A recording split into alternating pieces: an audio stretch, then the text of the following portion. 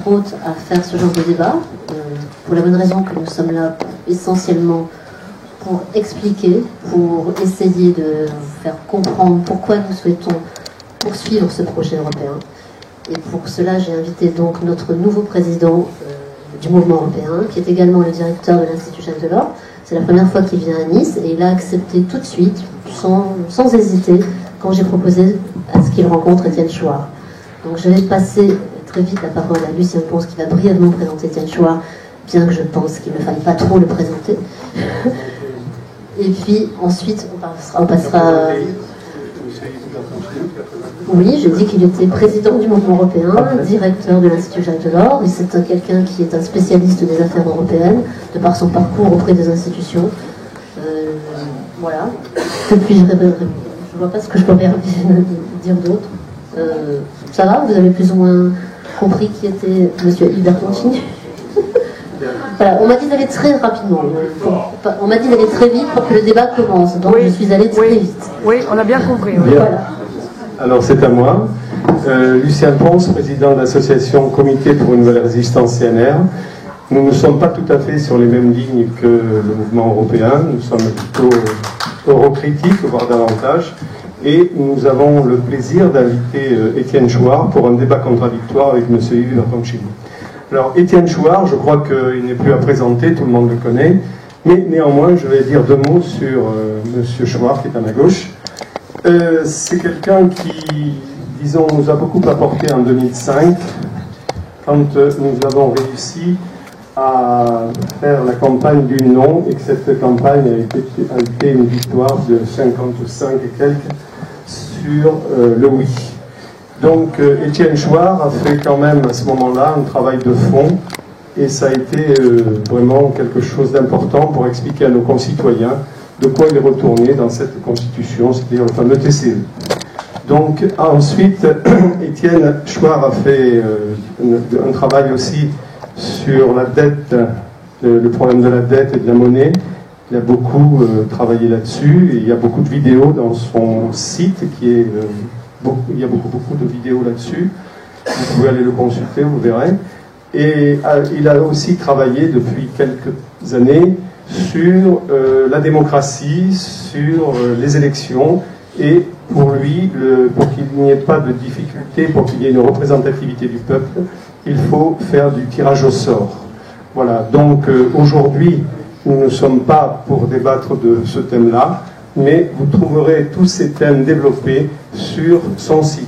Je tiens à préciser aussi que M. Étienne Chouard est professeur d'économie à Marseille. Voilà, merci. Merci beaucoup. Alors deux choses avant de démarrer rapidement. Merci pour vos dons. Vous savez que tout ça est fait par nos propres moyens, donc je voulais vous remercier. Et ceux qui veulent, en sortant, nous laisser quelque chose pour la location de la salle, les hôtels, le resto, merci d'avance. Vous pouvez payer bien sûr en francs ou en euros. Hein. Attention à la parité, c'est toujours... Bref. Et puis bien sûr, on va être de manière frustré parce que nous avons que très peu de temps à passer ensemble. Donc on va les traiter. Donc 1 sur 2 a donné ses voix à plusieurs candidats un peu opposés à cette Union européenne, avec un certain questionnement, ou même carrément opposés, et pour certains qui voulaient directement sortir de l'Union européenne. Ma première question, Président, est-ce que, pour vous, il n'y a pas quelque chose qui ne marche plus dans cette Union européenne? Merci beaucoup de l'invitation. Je précise que ce n'est pas tout à fait la première fois que je viens à Nice. Je suis venu quand j'étais tout petit, parce que mes parents m'emmenaient en vacances à Menton, donc il m'est arrivé de me promener dans cette belle ville, cette promenade des Anglais, où je suis repassé tout à l'heure en ayant évidemment une pensée pour ce qui s'y est passé l'année dernière au mois de juillet. J'aime bien venir à Nice depuis toujours parce que je suis savoyard et donc on a en commun, les Savoyards et Nice, d'avoir été les derniers à être rattachés à la France en un moment avec un référendum. C'est pas celui de 2005, c'est celui de 1860, plébiscite. Et puis je suis content d'y venir pour rencontrer Étienne Chouard parce que j'avais respecté son combat en 2005. Moi j'avais en 2005 appelé à voter pour le oui. J'avais même signé à la Fondation Schuman un petit livre qui s'appelait 2 fois oui. 2 fois oui, donc vous voyez, j'aggrave mon cas, 2 fois oui. Mais la deuxième partie du oui, c'était un oui de... Le premier oui, c'était un oui de conviction. Et puis le deuxième, c'était un oui de responsabilité, parce que l'idée, c'était que, évidemment, que le non pouvait l'emporter, mais que ça allait être très très difficile d'arriver à trouver un compromis nettement meilleur avec nos 27 partenaires. Alors maintenant, je réponds à la question, mais ça m'y amène en ayant dit cela. Cette Union européenne ne va pas très bien. En effet, je crois que nous, en tant que Français, notre principal problème reste quand même que la France ne va pas très bien, qu'il y a d'ailleurs beaucoup de choses à faire au niveau national pour qu'elle aille mieux, qu'il y a beaucoup de pays de l'Union européenne qui vont moins bien que nous, il y en a quand même quelques-uns qui vont bien mieux que nous, et que cette différence de situation selon les pays qui sont dans la même Union européenne, dans la même zone euro, dans le même espace Schengen, devrait quand même nous alerter sur le fait que beaucoup se joue au niveau national. Mais pour autant, évidemment, il y a une Union européenne qui a des compétences, une existence, un espace d'échange, avec des gagnants, des perdants, des compétences... C'est un peu une Europe à deux vitesses. Au niveau européen, en matière, j'allais dire, agricole, par exemple, de pêche. Donc, par exemple, si les agriculteurs et les pêcheurs ne sont pas contents et qui se plaignent de Bruxelles, alors eux, pour le coup, ils ont raison, parce que c'est à Bruxelles que les États membres prennent les décisions qui les concernent. Mais pour le reste, pourquoi l'Europe ne va pas très bien? Parce qu'elle traverse l'épisode britannique étant, à mon avis, à part, une crise de copropriétaires. Les Britanniques, ils vont nous quitter. Je signale, ils vont nous quitter. Le Brexit va avoir lieu. Il n'a pas encore eu lieu. Mais c'est bien leur droit. L'Union européenne n'est pas l'Union soviétique. On peut en partir. Je rappelle qu'on ne pouvait pas quitter l'Union soviétique. L'Union européenne, on peut en partir. Si les citoyens le décident, ça a été le cas au Royaume-Uni, eh bien, ils vont la quitter. Je crois que les autres peuples de l'Union européenne ne veulent pas en partir. Les Grecs ont hésité, et puis ils ont finalement décidé d'y rester. Je pense qu'on reviendra sur la Grèce. Mais qu'ils restent ensemble sans être d'accord sur grand-chose. C'est ça que j'évoque comme crise de copropriétaires. Il y avait une crise de copropriétaires en 2005 sur ce traité constitutionnel, hein, les règles de fonctionnement de l'Union. Qu'est-ce qu'il faut faire? Il faut les réformer. Bon, bah, il y a des peuples qui ont voté non, il y a des peuples qui ont voté oui. Alors justement, il y a eu la crise de la zone euro, crise de copropriétaires, pareil. Et puis il y a eu la crise réfugiée, crise migratoire, pareil, des peuples qui ne sont pas d'accord sur comment il faut faire. Est-ce que les réfugiés sont des victimes ou est-ce que ce sont des menaces? Pour la crise de la zone euro, est-ce qu'il faut être solidaire ou est-ce qu'il faut être austère? Alors on va... Et donc voilà, on en est là, l'Union européenne en crise, parce que ces peuples ne s'entendent plus sur des choses essentielles. Et je termine juste quand même sur une note positive pour dire que c'est à chaque fois que les copropriétaires regardent par les fenêtres de leur maison commune, quand ils regardent le monde, quand ils voient qu'il y a des menaces qui sont tout autour de nous, que parfois ils reprennent un sens de leur unité. Voilà.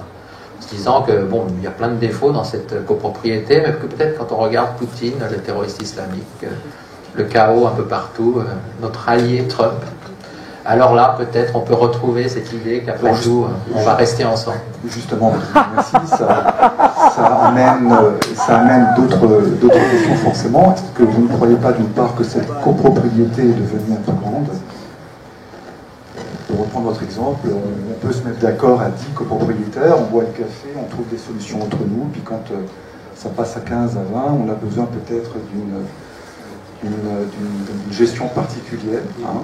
Donc c'est peut-être un peu le cas pour cette Union européenne et ça devient aujourd'hui compliqué. Et puis par rapport à ce que vous disiez, quand vous parliez de la Grèce, est-ce que vous ne pensez pas justement, et c'est ce qui provoque la grogne des peuples, est-ce que vous ne pensez pas que cette démocratie est en perdition? Je fais allusion bien sûr en 2005, hein, vous étiez là, où le peuple n'a pas forcément été écouté.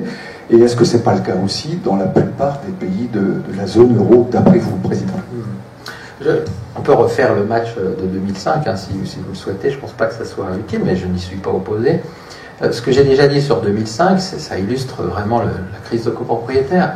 Moi, je comprends parfaitement la frustration et même la colère des Français qui, ayant voté non, ont l'impression, plutôt vérifier qu'on n'a pas complètement tenu compte de leur vote. Mais je vous invite, je conçois que je viens jouer à l'extérieur ici, mais laissez-moi parler. Je vous invite à considérer qu'en 2005, 2 peuples ont dit non par référendum, puis 2 peuples ont dit oui. Les Luxembourgeois ont voté oui. Les Espagnols ont voté oui. Et puis il y avait aussi des parlements qui ont voté oui. Alors après, on peut dire que les parlements, ça n'est pas le peuple. Mais en tout cas, au moins restons-en sur le référendum. Moi, je pense que les parlements représentent le peuple. Mais en tout cas, restons sur le référendum. 2 oui, 2 non. Alors on fait quoi? C'est ça la difficulté. Alors, je réponds à votre question. La difficulté, c'est vrai que c'est plus difficile de se mettre d'accord à 28 qu'à 15 ou à 6 à l'époque. La difficulté, le déni de démocratie, c'est qu'il faut que nous, Français, on apprenne à coexister avec les autres démocraties. Et je termine juste, et il faut qu'évidemment Étienne Schwartz prenne maintenant la parole, pour dire qu'on a retrouvé ça sur la crise grecque. On pourra reparler de la genèse de la crise grecque. Pourquoi cette crise? D'où elle vient? Oui. Mais restons juste sur la façon dont elle a été traitée. Pour se marier par cette Europe FMI qui est intervenue en Grèce. Évidemment que les Grecs n'étaient pas d'accord pour subir une telle cure d'austérité. Il y avait des peuples de l'Europe, je ne suis pas d'accord avec eux, mais il y avait des peuples de l'Europe tout aussi respectables qui n'étaient pas d'accord pour cette solidarité qui a été accordée aux Grecs. Si on veut bien prendre en considération ces 2 éléments, c'est-à-dire que la majorité des Finlandais, des Slovaques et des Allemands n'avaient pas envie d'aider les Grecs, nous, Français, on voulait bien les aider. J'ajoute qu'il n'y avait pas que les Grecs, il y avait les Irlandais à aider, les Portugais, les Chypriotes. Bon. Eh bien, on regarde un tout petit peu différemment cette question du déni de démocratie. La démocratie allemande, on en pense ce qu'on veut, mais c'est une grande démocratie, les gens votent. Donc il faut tenir compte, ça veut dire qu'ils ont raison, de ce qu'expriment les Allemands dans la crise de la zone euro, comme dans la crise des réfugiés, comme d'ailleurs au moment de la controverse constitutionnelle. Merci. Alors Étienne, bonsoir. Étienne, si l'on visite votre site, vous parlez surtout de 10 raisons pour inciter les peuples à sortir de l'Union européenne, les peuples européens en tout cas, et a priori la France. Alors vous parlez du chômage de masse, vous parlez des capitaux qui circulent plus que librement à travers les pays de la zone euro. Vous parlez des règles de démocratie, il n'y a pas de contrôle, il y a le pouvoir exécutif, le pouvoir législatif qui est détenu par les mêmes personnes. Vous dites qu'il faut battre monnaie pour être souverain, pour gérer son propre pays. Est-ce que, d'ailleurs à ce sujet, est-ce que vous pensez que le fait de ne pas battre monnaie nous dit que nous ne sommes plus du tout indépendants financièrement dans l'Union européenne? Oui, je peux répondre à ça, mais... Bien sûr, vous pouvez réagir aussi.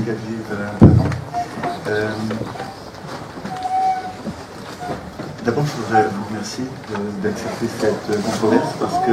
Le micro fort. Plus fort, Étienne. Je voudrais vous remercier d'accepter cette controverse parce que c'est rare. Depuis 12 ans que je travaille sur ce sujet pratiquement jour et nuit. J'ai jamais l'occasion, pratiquement jamais, une fois avec Rocard, c'est vraiment rarissime, l'occasion de croiser le fer sur le plan des arguments sur le sujet de l'Union européenne.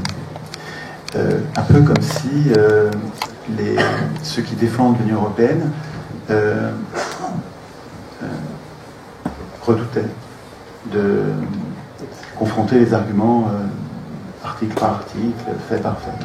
Et donc c'est bien que vous acceptiez ça. Et je voudrais prendre cette occasion pour vous poser des questions, parce que moi je me trompe peut-être, à force de faire des conférences depuis 10 ans en parlant à des gens mais qui sont en fait souvent d'accord avec moi. Je progresse bien plus dans la contradiction, bien sûr, comme tout le monde, que en dehors.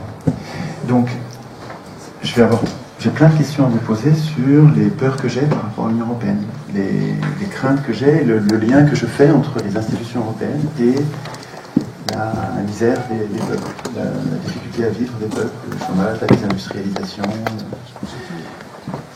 Et j'en ai tant d'ailleurs qu'il a fallu que j'en choisisse quelques-uns. Mais rien qu'en vous écoutant, j'ai des occasions déjà de vous poser des questions.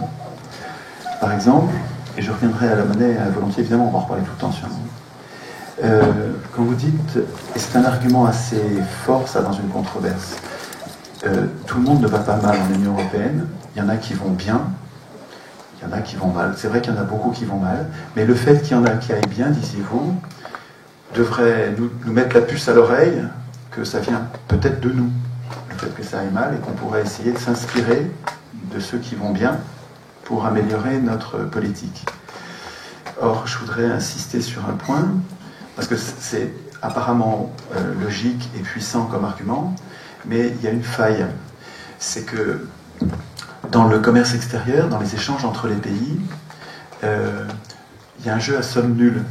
Quand un pays exporte, plus qu'il n'importe de façon durable, ça veut dire forcément, mécaniquement, qu'il y en a un autre, ou plusieurs autres qui se répartissent, l'importation nette chronique. Donc, ce que je veux dire, c'est que le modèle allemand exportateur n'est pas généralisable. On ne peut pas dire, bah, faites comme les Allemands puisqu'ils exportent. On ne peut pas généraliser l'exportation. Le seul régime généralisable, c'est l'équilibre. C'est ce que préconisait Keynes à travers la charte de la Havane en 1948. Hein. Si on veut sauver nos monnaies et si on veut éviter de se faire la guerre à force de s'appauvrir les uns les autres ou de se piller les uns les autres, il faut que nous arrivions à équilibrer nos échanges commerciaux de force, s'il le faut. C'est-à-dire que quand un pays exporte trop, il faut le taxer, il faut l'empêcher d'exporter pour qu'il ne soit... parce que c'est une prédation sur les autres. C'est un prélèvement sur les autres que d'être exportateur net. Alors une fois, on n'arrive jamais à l'équilibre parfait, mais donc une année on va être exportateur net, une autre année on va être importateur net, bon, c'est pas grave. Mais être exportateur net tout le temps, c'est une prédation, et être importateur net tout le temps, c'est être victime de l'échange international.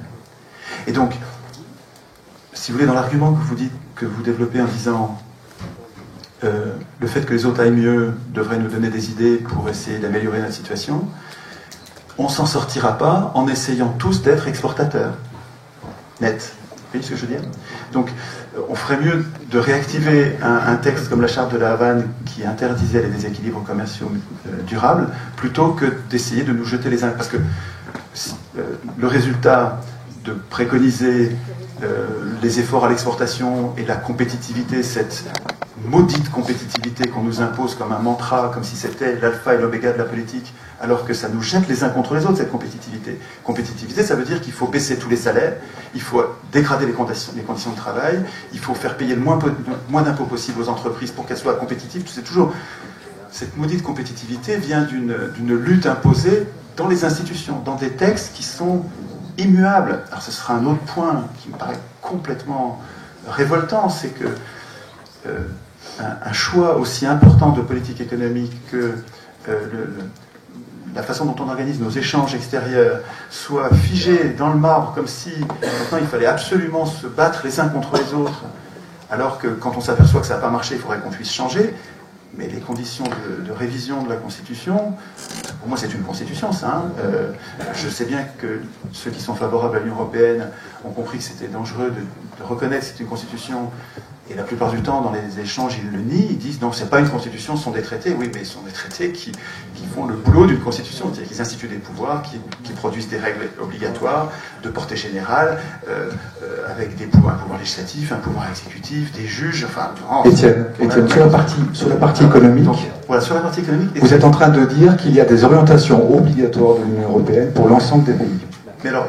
Justement, je vais avoir trop de choses à dire, et ce qu'il faudrait, c'est m'interrompre, parce que je vais avoir trop de choses à dire. Je vais le faire. C'est de répondre mais là, on n'est pas encore à l'équilibre du temps de parole.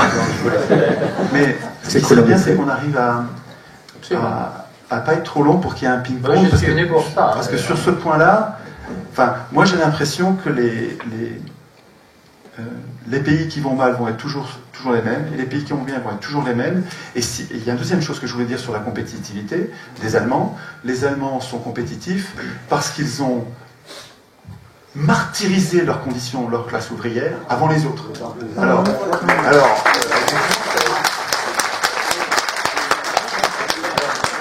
ça les rend compétitifs et ils arrivent. Alors, ce qui est formidable pour eux, c'est qu'avec un euro fort, ils arrivent à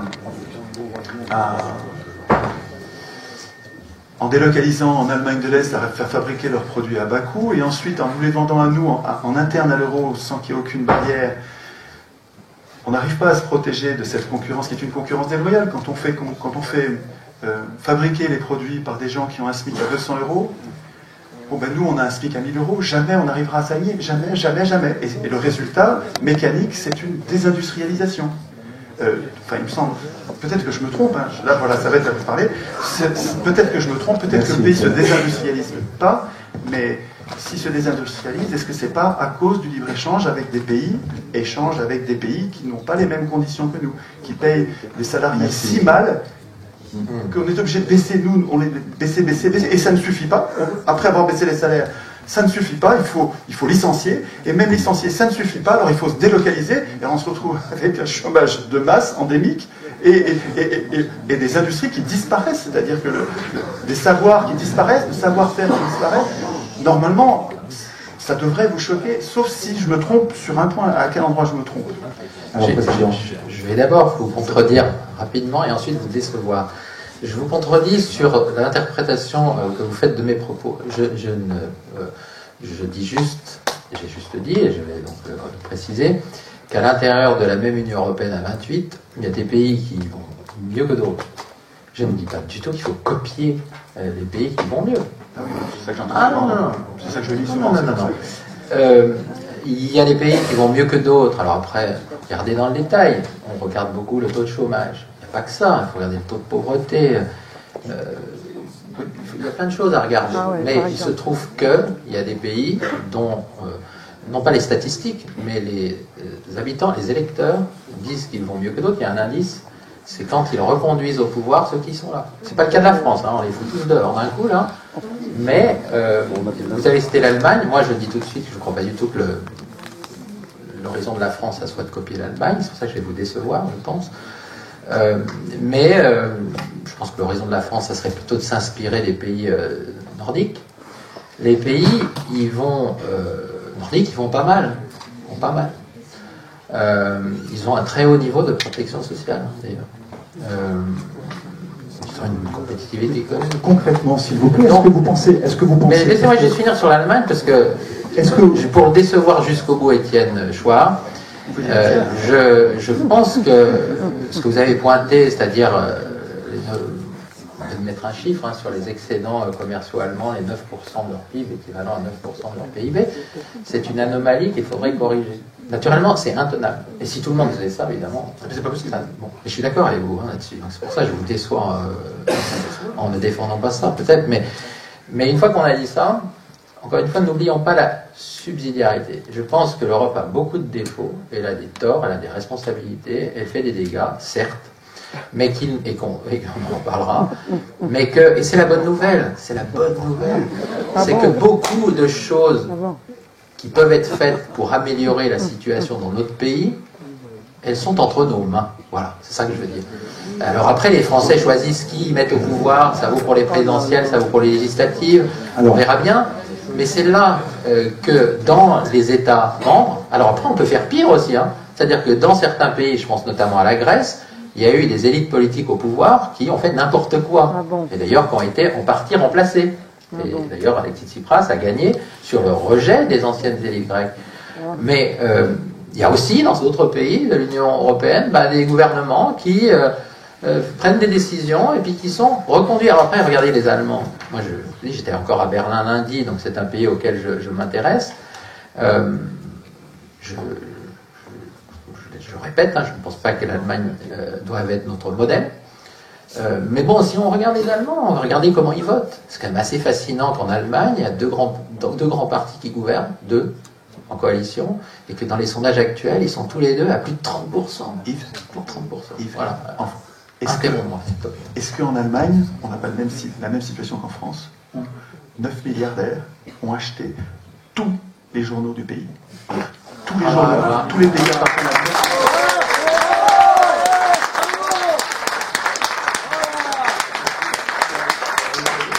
Ça veut dire que nos oligarques ont fait voter Marine Le Pen alors? Est-ce que c'est pas une explication? Voilà.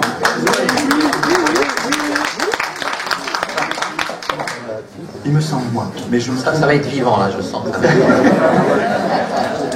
Il me semble, mais je me trompe peut-être, que si Dassault achète Le Figaro, si Rothschild achète Libération, si Lazare achète Le Monde, si les banques achètent les journaux, si les banques, l'industriel, les multinationales, si Bolloré achète Canal+, c'est qu'elles ont des arrière-pensées. C'est pas pour gagner de l'argent puisqu'elles en perdent, hein, avec Libération, avec Le Monde, ils en perdent. C'est pour autre chose. Or, il me semble que le fait de marteler tous les jours que l'Union européenne c'est bien, que le libre-échange c'est bien, qu'il n'y a que ça, Tina, there is no alternative, que ceux qui sont contre ça, c'est des fascistes, des gens d'extrême droite. Je vous jure, Yves, que je ne suis pas d'extrême droite, je suis un gentil, je suis pas du tout à l'extrême droite. Donc je vous jure, moi non plus, hein, d'ailleurs. Oui, non, mais je sais bien. Je serais probablement pas venu si j'avais eu cette idée-là. Donc oui, mais le fait de marteler tous les jours que les opposants à l'Union européenne sont des xénophobes, des racistes, des repliés sur eux, des gens qui sont un peu racornis, qui sont pas pour le progrès, ils sont pas pour l'amitié des peuples, ils sont pas pour la liberté. Ces gens-là sont finalement un peu dangereux, quoi. Et le fait de rabâcher ça tous les jours dans toutes les institutions de référence, est-ce que c'est pas quelque chose qui explique ce qui vous paraît comme un indice de satisfaction? Vous dites, puisqu'ils votent toujours pour les mêmes, est-ce que c'est pas quand même un indice de satisfaction et que finalement ça va pas si mal que ça? Non, je trouve que le fait que les gens soient capables de voter pour quelqu'un comme Macron qui va les enferrer dans le même piège que celui d'avant, puisque Macron, enfin il me semble, je suis pas conspirationniste,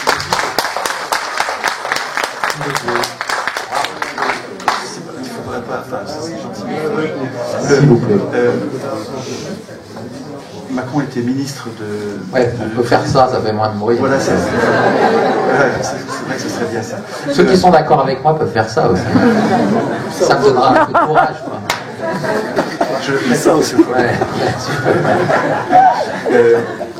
Est-ce que le fait que les citoyens qui sortent de la politique de Hollande et ont manifestement souffert puisqu'il est très très impopulaire, donc est-ce que ces gens-là, arrivant à élire quand même Macron, alors que Macron est manifestement la revanche de Hollande, et c'est le coup fourré de Hollande, Macron, le fait qu'ils arrivent à voter, est-ce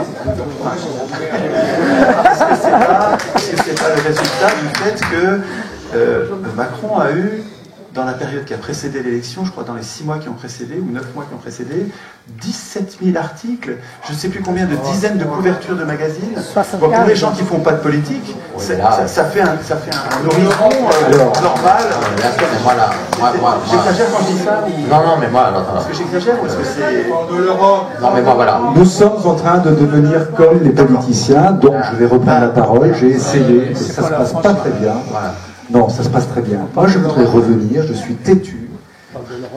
Lors des élections, Président, si vous écoutez même ce que je suis en train de dire, lors des élections, nous avons vu émerger un certain nombre de candidats. Certains ont exprimé l'idée, avec force, qu'il y avait des orientations économiques qui étaient imposées à l'ensemble des pays de l'Union européenne. Je voudrais juste avoir votre avis sur ce point. Est-ce que, Président, pour vous, c'est vrai? Est-ce qu'un pays comme la France peut encore dire non à des orientations? Est-ce qu'il peut faire quelque chose sur la situation précise de Whirlpool, par exemple, qui fait la une des journaux aujourd'hui? Est-ce que l'Union européenne peut faire quelque chose? Est-ce que la France peut faire quelque chose? Est-ce qu'elle accorde les moyens de se défendre? Alors, parlons des... Mettons Whirlpool, juste après, il faut vraiment parler de Whirlpool, mais je réponds d'abord à la question sur Europe, ce que l'Europe nous dit. Parce que j'ai parlé de subsidiarité avant, et je maintiens ce que je dis, c'est-à-dire qu'il y a beaucoup d'outils qui sont dans nos mains, mais pour autant, notamment parce qu'on est dans une union monétaire, on a mis en commun les monnaies, et ben, il y a eu des règles qui ont été fixées. Et puis il y a cette constitution, j'ai utilisé le mot, ces traités qui effectivement, non seulement sont des constitutions, mais c'est même plus, puisqu'il y a des politiques qui sont dedans, qui cadrent les choses. Je crois que quand on aborde ce débat sur les politiques économiques nationales, il faut bien isoler ce qui s'est passé dans 4 pays, donc la Grèce, le Portugal, Chypre et l'Irlande. c'est ce que moi j'ai appelé l'Europe FMI. Mais ça, c'est quelque chose d'assez exceptionnel, je dirais, qui n'était d'ailleurs pas prévu par les traités. Les traités européens disaient, si jamais il y a un pays qui fait faillite, eh ben, il se débrouille, on n'ira pas le sauver. No bail-out, c'était écrit ça dans les traités européens. Puis il a fallu aller sauver. Pourquoi? C'est là où je fais, pardon, en 30 secondes. En Grèce, il y a des responsables politiques qui ont très mal géré leur pays. C'est la même chose en Irlande, c'est la même chose à Chypre, c'est la même chose au Portugal, pour des raisons tout à fait différentes. En Irlande, c'était la folie financière et la spéculation immobilière qui a foutu ce pays dans l'état où il a été. En Grèce, c'est pas la même chose. Pour un plus général, l'État qui est très faible en Grèce, la compétitivité, voilà, tout ça. Bref, toujours est-il qu'à partir d'un certain moment, puisque les marchés financiers, pendant 10 ans, au moment du passage à l'euro, ont continué à prêter à la Grèce comme si c'était l'Allemagne. Les taux d'intérêt pratiquement comme en Allemagne, avec une myopie criminelle. Et puis d'un seul coup, les marchés financiers se sont dit, oh punaise, non, finalement, la Grèce, c'est pas l'Allemagne. Et ils ont étranglé la Grèce. Ils n'ont pas étranglé que la Grèce. Ils ont étranglé l'Irlande, ils ont étranglé le Portugal, et ils ont étranglé Chypre. Et l'Espagne n'est pas passée loin. Et l'Italie non plus, d'ailleurs. Mais en tout cas, dans ces 4 pays, on ne peut plus aller sur les marchés financiers. Et donc, on se tourne vers l'Europe en disant, alors vous venez nous aider, ou alors on est obligé de sortir de l'Union monétaire. On sort. Parce qu'on ne peut pas dévaluer, puisqu'on est dans l'Union monétaire, on sort. On s'en va. Ça a d'ailleurs été une tentation en Grèce. L'Europe, après beaucoup de débats, les États européens ont accepté d'aider. Ça a été l'Europe FMI, donc le mécanisme européen de stabilité. Je parle sous le contrôle d'un professeur d'économie, mais en tout cas, il y a eu de l'aide, de la solidarité. Mais en modèle FMI. Non, mais en mode FMI, je vais préciser ma pensée. Non, mais c'est pas aidé, quoi. Sauvetage, plan de sauvetage, à la mode FMI, c'est-à-dire à la schlag. Ouais. En plus, sur un mode politique qui s'appelle la conditionnalité. Moi, j'ai vécu en Algérie à l'époque où l'Algérie était sous assistance financière du FMI. C'était le même scénario, c'était les années 90 par là.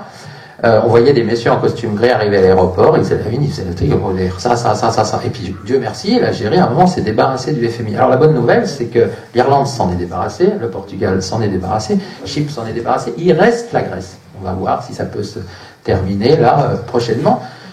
Maintenant, on a ce débat là. La question, c'est de savoir si cette parenthèse de l'Europe FMI, qu'il fallait refermer d'urgence, d'abord pour, évidemment, la cure d'austérité qu'ont enduré ces peuples, et puis pour les raisons que dans une démocratie, c'est pas comme ça que ça doit se passer au quotidien, que les rapports entre États membres de l'Union européenne, c'est pas de la conditionnalité, même s'il y a des États un peu plus égaux que d'autres, si vous voyez ce que je veux dire. Si cette parenthèse est la vérité de la construction européenne, et certains le pensent, ou si c'était simplement un mal nécessaire. Alors on peut avoir ce débat. Pour moi, ce n'est pas la vérité de la construction européenne, mais certains le pensent. Et j'ajoute, certains le pensent, y compris dans ceux qui ont réformé la Grèce et le Portugal à la schlag, des pro-européens. Voilà. Alors une fois qu'on a dit ça, et après je vais te laisser m'interrompre, il faut quand même bien dissocier de cette Europe FMI, de ce que l'Europe fait en matière de contrôle des budgets, les 3%. Ça, c'est autre chose, c'est pas de la conditionnalité, c'est juste que si on dépasse la limite, on peut être sanctionné. Mais c'est pas tout à fait le même modèle. Et puis après, l'Europe, elle fait plein de recommandations en disant vous devriez réformer vos retraites, etc. Ça, c'est ce que moi j'ai appelé l'Europe OCDE. Elle fait des recommandations. Elle n'a pas de pouvoir de sanction. Elle fait des recommandations. Ça lui fait une publicité terrible, ça sert à rien. François Asselineau, il les déchire en direct à la télé. Et je pense que l'Europe devrait d'ailleurs même pas les produire, ces trucs-là, parce que de toute façon, les États membres ne sont pas forcés de les mettre en œuvre. Et donc, elle y perd sur les deux tableaux. C'est-à-dire qu'elle se fait accuser de dicter la politique économique. Ah, la pauvre. Donc d'abord, ça lui donne une mauvaise image. Puis en plus, elle y perd sur les deux tableaux, parce que de toute façon, les États membres le font ou ne le font pas. Voilà. Et donc, je pense que pour moi, ça, c'est évidemment l'Europe, les marchands qui sont entrés dans le temps. Je ne dis pas que quand on fait partie de la même union monétaire, il ne faut pas respecter certaines disciplines, mais je crois que là, l'Europe est allée trop loin dans la manière dont elle a essayé, soit d'imposer dans certains cas, soit de recommander dans d'autres, ce que doivent faire les démocraties nationales. Alors, Yves, je voudrais vous poser deux questions pour... Plus fort. Je voudrais vous poser deux questions à propos des marchés financiers. Vous avez l'air de dire, finalement, le cas de la Grèce... Prenons la Grèce, je ne prends pas les autres, prenons la Grèce. Vous avez dit, finalement, la Grèce, Elle a eu un problème parce que longtemps les marchés financiers lui ont prêté comme à l'Allemagne, et donc elle s'est goinfrée pendant des années avec de l'argent facile. Et puis un jour, ça leur a pété au marché financier, ils se sont dit voilà, c'est dangereux, ils ont arrêté l'argent, ils ont arrêté de prêter, ou ils ont prêté à des taux tels que ça devenait inaccessible. Et là, la Grèce n'a pu que se retourner vers l'Union européenne pour demander de l'argent puisqu'elle n'en obtient plus. Mais Yves, dans les traités, et donc là je reviens en avant, je remonte dans le temps, et ça vise tout le monde, tous les pays européens sont, depuis Maastricht, depuis 1992, privés de la création monétaire publique par l'article 104 du traité de Maastricht, qui est devenu 123 de Lisbonne, qui interdit aux États d'emprunter gratuitement auprès de leur banque centrale, au lieu d'emprunter au marché financier.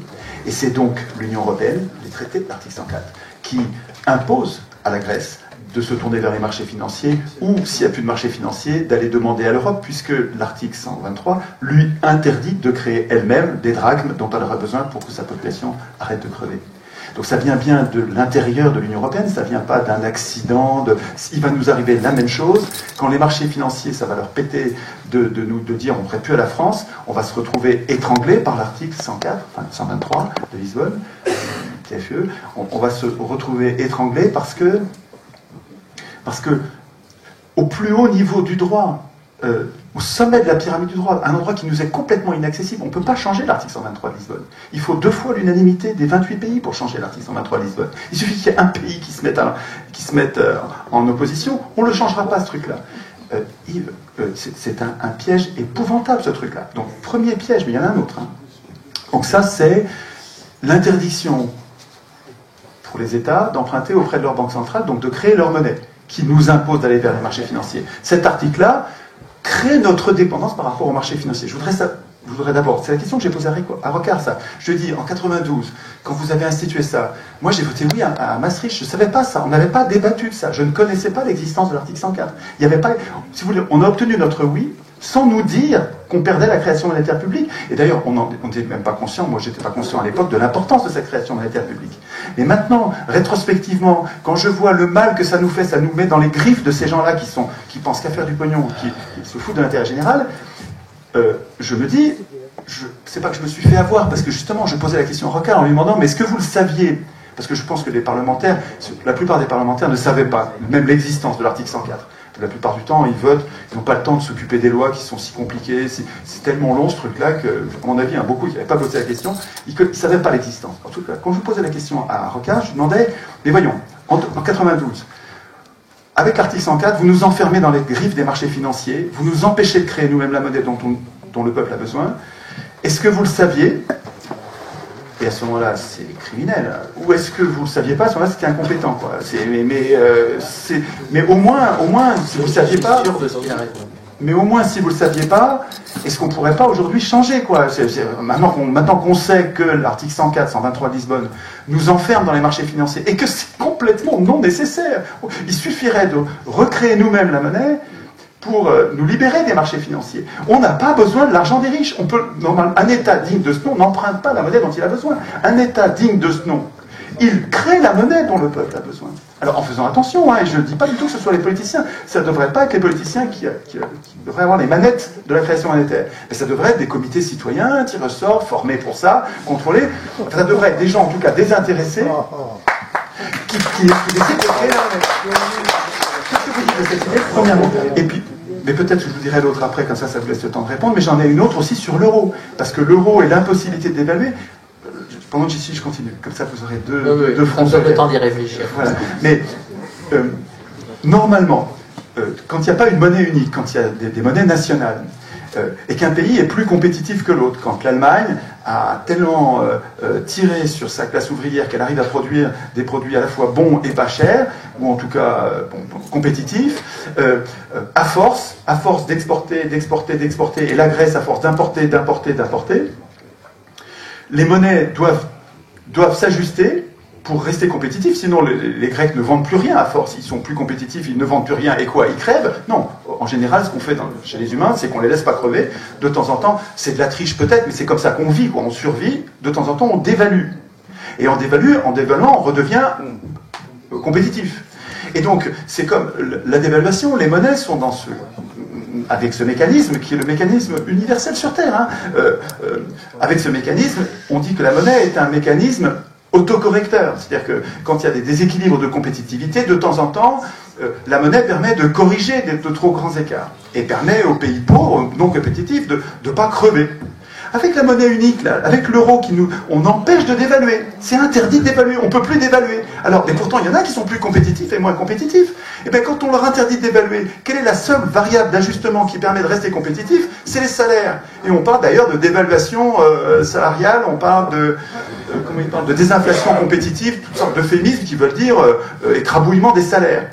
Mais écrabouillement des salaires, mais on tire tout le monde vers le bas, là. Enfin, les Allemands commencent par imposer une quantité de travailleurs pauvres insensés qui leur permet d'être effectivement compétitifs, et après ça, nous, il faut qu'on suive parce qu'on a une monnaie unique qui fait que si on veut être compétitif, on ne peut pas dévaluer, alors il faut qu'on baisse les salaires de tout le monde. Qu'est-ce que vous en dites? Est-ce que ça vous paraît souhaitable, ça? C'est quoi le plan? Ça devrait vous choquer, non? Ça devrait vous révolter, non? Enfin, où est-ce que je me trompe? Partager vos révoltes volontiers, mais à quel endroit je me trompe? Non, mais moi je ne suis pas là pour vous dire où vous avez raison ou vous vous trompez, mais je veux juste rappeler que faire partie d'une union, en l'occurrence une union monétaire, c'est comme d'ailleurs faire partie de l'Union européenne, comme de faire partie d'une union conjugale, ça a des avantages et des inconvénients. Alors, dans une union conjugale, on a tous dit oui. Hein. On a tous dit oui. Il n'y en a pas un qui a dit non, et puis si on est majoritaire, savez, celui qui a dit non, mais minoritaire, c'est oui quand même. Mais vous savez, c'est vrai, j'ai dit oui, d'ailleurs. Il faut vraiment avoir dit oui. Hein, oui, mais bon, il se trouve que les Français ont dit oui en 92 pour passer à... Oui, et déjà à deux, c'est pas facile tous les jours. Alors vous imaginez, si on a des deux qui disent non, c'est non. Oui, non, mais les Français, alors je vais revenir sur ce que vous avez dit sur Michel Rocard. Les Français ont dit oui au référendum Maastricht en 92. Très peu. Bien sûr, très peu. Non, de mémoire, je suis suffisamment âgé pour le savoir, j'ai même voté à l'époque. On a voté pareil d'ailleurs. En fait, l'euro, c'était quand même le gros sujet de ce référendum, avec d'ailleurs un tenant du nom très talentueux, Philippe Séguin. Alors après, que les Français, mais la même chose, les Grecs, d'autres, les signer sans trop regarder. Oui, mais c'est valable aussi pour les Allemands, les autres. Et d'ailleurs, une clause, mais je le redis, ce qui était écrit, justement parce qu'il n'y avait pas de mécanisme de contrôle trop poussé des économies de la zone, c'est que si jamais un pays avait des problèmes, il se débrouillerait. Hein, c'était no bailout. No bailout, ça voulait dire, puisqu'on ne va pas aller contrôler dans le détail ce que vont faire toutes ces économies de la zone euro, on va juste mettre une glissière de sécurité, les 3% de déficit, c'est tout. Mais pour le reste, chacun fera ce qu'il veut. Mais du coup, comme on est à l'intérieur de la même union monétaire, il y en a peut-être qui vont faire n'importe quoi. Alors s'ils font n'importe quoi, ils se débrouillent. C'était ça l'équivalent. Moi je suis donc savoyard, je l'ai dit tout à l'heure, c'est l'équivalent du secours en montagne. Secours en montagne, les gens qui partent n'importe où, alors, on ne va pas dire qu'ils se démerdent, mais par contre ils devront payer pour qu'on aille les chercher. Parce que sinon, il n'y a plus de limite. Les gens font n'importe quoi. Non, mais je veux dire ça pourquoi? Parce que, non, mais attention, je vais dire ça pourquoi? Parce que les Français et les Grecs se soient rendus compte récemment que faire partie de l'union monétaire, ça avait des avantages et donc des inconvénients, c'est sûr. Mais j'ajoute que les Allemands, les Slovaques, les Finlandais, encore une fois, je suis désolé de le rappeler, eux, ils s'étaient engagés là-dedans en signant quelque chose. Alors peut-être qu'ils n'avaient pas tout bien lu, les clauses du contrat de mariage non plus, mais ils avaient retenu qu'il n'y aurait pas de solidarité, qu'il fallait que les pays en difficulté se débrouillent tout seuls. Et quand il a fallu aider, ils ont accepté d'aider. Non, ils ont accepté d'aider. En Slovaquie, il y a un Premier ministre qui a sauté là-dessus, parce que les Slovaques ne voulaient pas aider en disant en richesse par habitant, on est plus pauvres que les Grecs, pourquoi les aiderions-nous? Il a sauté. Et ben après, le nouveau, qui est d'ailleurs toujours là, il a fait voter le plan d'aide. Voilà, bref. Donc ce que je veux dire, c'est que oui, bien sûr, nous n'avions pas conscience, nous tous, que faire partie d'une union monétaire, ça impose des droits et des devoirs. Alors maintenant que j'ai dit ça, on peut toujours en sortir, encore une fois, l'union monétaire, si les Français... Mais si les Français veulent sortir de l'Union européenne, ben, on fera le référendum, on sortira. Mais tant qu'on y reste, c'est parce que, sans doute, et les Grecs, entre guillemets, ont payé cher pour le savoir, il y a un petit avantage à être dans une union monétaire qui nous protège de la spéculation financière internationale. La drachme grecque, mais demandez aux Grecs, la drachme grecque, et imaginez la drachme grecque. Imaginez la drachme grecque. Il va l'écouter après. Imaginez. Imaginons le franc français. Moi, j'ai un souvenir de notre souveraineté. Alors, ça avait des avantages, effectivement. On dévaluait quand il y avait un problème. Et donc, je ne méconnais pas cet inconvénient majeur qu'on ne puisse plus dévaluer notre monnaie par rapport aux voisins. Mais ça nous protège tout de même, étant donné qu'on a quand même une dette publique qui est largement détenue par des investisseurs extérieurs. Eh bien, ça nous protège de Georges Soros. Voilà. Et ça nous protège aussi de la guerre entre monnaies. Le nationalisme monétaire, c'est la guerre monétaire. Il y a moins de guerres monétaires aujourd'hui en Europe qu'à l'époque où, quand la peseta ou la lire était dévaluée, ça mettait en difficulté nos agriculteurs du sud de la France. Voilà, c'est tout. C'est une vérité basique, mais ça n'empêche pas que cet avantage-là est composé par des inconvénients que je ne méconnais pas. Je veux juste dire, pour finir quand même, sous le contrôle de notre animateur, que sur l'idée d'acheter de la dette, de créer de la monnaie, évidemment que si on est dans l'euro pour décider de créer de la monnaie qui n'est plus le franc, l'euro, ben il faut décider ensemble de créer ou pas de l'euro. On ne va pas décider de créer du franc puisqu'on est dans l'euro. Par contre, la Banque Centrale Européenne, cette institution fédérale qu'on a beaucoup critiquée, dans la dernière période, a quand même fait preuve d'un interventionnisme. Oui, mais y compris pour acheter de la dette, etc. Y compris pour acheter de la dette, y compris grecque sur le marché secondaire, qui était quand même assez peu, j'allais dire, en rapport avec l'orthodoxie initiale du traité de Maastricht. Et je vais dire, et par contre, et je vais dire en rentrant de Berlin que les Allemands en sont totalement ulcérés de ça. Mais je ne leur donne pas raison. Mais ce que je veux dire, ce qui s'est passé dans la dernière période, c'est que la Banque Centrale Européenne, qu'on avait mis à Francfort pour qu'elle soit sous le contrôle des Allemands, elle est sortie du contrôle des Allemands. C'est d'ailleurs un Italien qui la préside. Alors vous allez me dire, elle est de Goldman Sachs, etc. La vérité, c'est qu'elle est sortie sous le contrôle des Allemands. Elle est sortie du contrôle des Allemands, qu'elle aurait dû être présidée par un Allemand qui a plus voulu y aller, parce que le successeur, ça aurait dû être un Allemand, pas un Italien, et que tout ce qu'a fait Draghi et les gouverneurs autour de lui, dont un Français, pour racheter de la dette massivement, pour injecter de la liquidité. Mais oui, pour sauver les banques, je suis d'accord, mais aussi pour sauver la Grèce, l'Irlande. Pour sauver les banques. S'il vous plaît. Pour sauver les banques. Alors, on va changer. Les Grecs. Dans les banques. J'aimerais bien qu'un Grec puisse vous parler. Moi, j'accepte tout à fait la contradiction. Mais encore une fois, pour ce qui est des Grecs, moi, je m'en remets à la démocratie grecque. Les Grecs ont voté. Ils revoteront d'ailleurs, on verra bien pour qui. C'est les mieux placés, sauf à considérer qu'il y a des oligarques qui contrôlent les médias et qu'il n'y a que nous, l'avant-garde éclairée, qui pourront dire au peuple ce qu'il doit voter. Moi, je constate que les Allemands voteront comme ils ont envie de voter, les Grecs aussi, avec tous les défauts de la démocratie qu'on retrouve d'ailleurs en France, effectivement avec des médias qui ne sont pas de tout reproches. Mais en tout cas, in fine, ce sont les Grecs qui choisiront si, oui ou non, malgré tous les inconvénients qu'ils ont endurés, ils décide de continuer à rester dans cette union monétaire qui donc doit avoir quelques petits avantages. Alors justement, on change de sujet quelques instants. Étienne, je te remercie d'avoir répondu à la question sur battre monnaie, donc pour vous c'est important. Si on prend l'exemple maintenant de la Grande-Bretagne, puisque c'est quand même une actualité récente dans l'Union européenne, est-ce que, en reprenant vos propos à tous les deux sur la démocratie, est-ce que vous n'avez pas l'impression qu'il y a un comportement différent en Grande-Bretagne, notamment à travers les médias, et justement sur un débat ouvert, et c'est ce qui s'est produit quotidiennement en Grande-Bretagne pendant de nombreux mois, par rapport à la France, où, à part ce soir à Nice, il ne doit pas y avoir beaucoup de débats contradictoires au niveau national, et est-ce que c'est pas ça qui manque un peu? Est-ce qu'il n'y a pas une certaine peur d'aborder les sujets qui nous passionnent aujourd'hui? Parce que l'Europe est passionnante, et nous sommes tous européens. Non, mais en temps de parole, je crois que j'ai appris de l'avance. Oui, Étienne Chouard, de toute manière, gagnera sur le temps de parole, hein, je vous rassure tout de suite. Ce qui est certain, c'est que si on avait des débats comme le nôtre, là, qui arrivent à être bienveillants et en même temps on discute quand même sur des sujets qui sont même très controversés, quoi, très, très polémiques, on n'est pas d'accord, quoi. si on avait plus souvent ces discussions-là publiques, très probablement le niveau général de l'opinion, l'éclairage de l'opinion serait bien meilleur. Le fait de ne pas donner le spectacle de la controverse, le fait de diaboliser les adversaires en en faisant un ramassis de xénophobes, d'extrême droite, ne favorise pas le développement d'une opinion éclairée. Le fait qu'en Angleterre, ils aient eu plus de controverses que nous, avec peut-être une meilleure tribune donnée aux opposants à l'Union européenne, peut-être que ça a expliqué le vote du Brexit.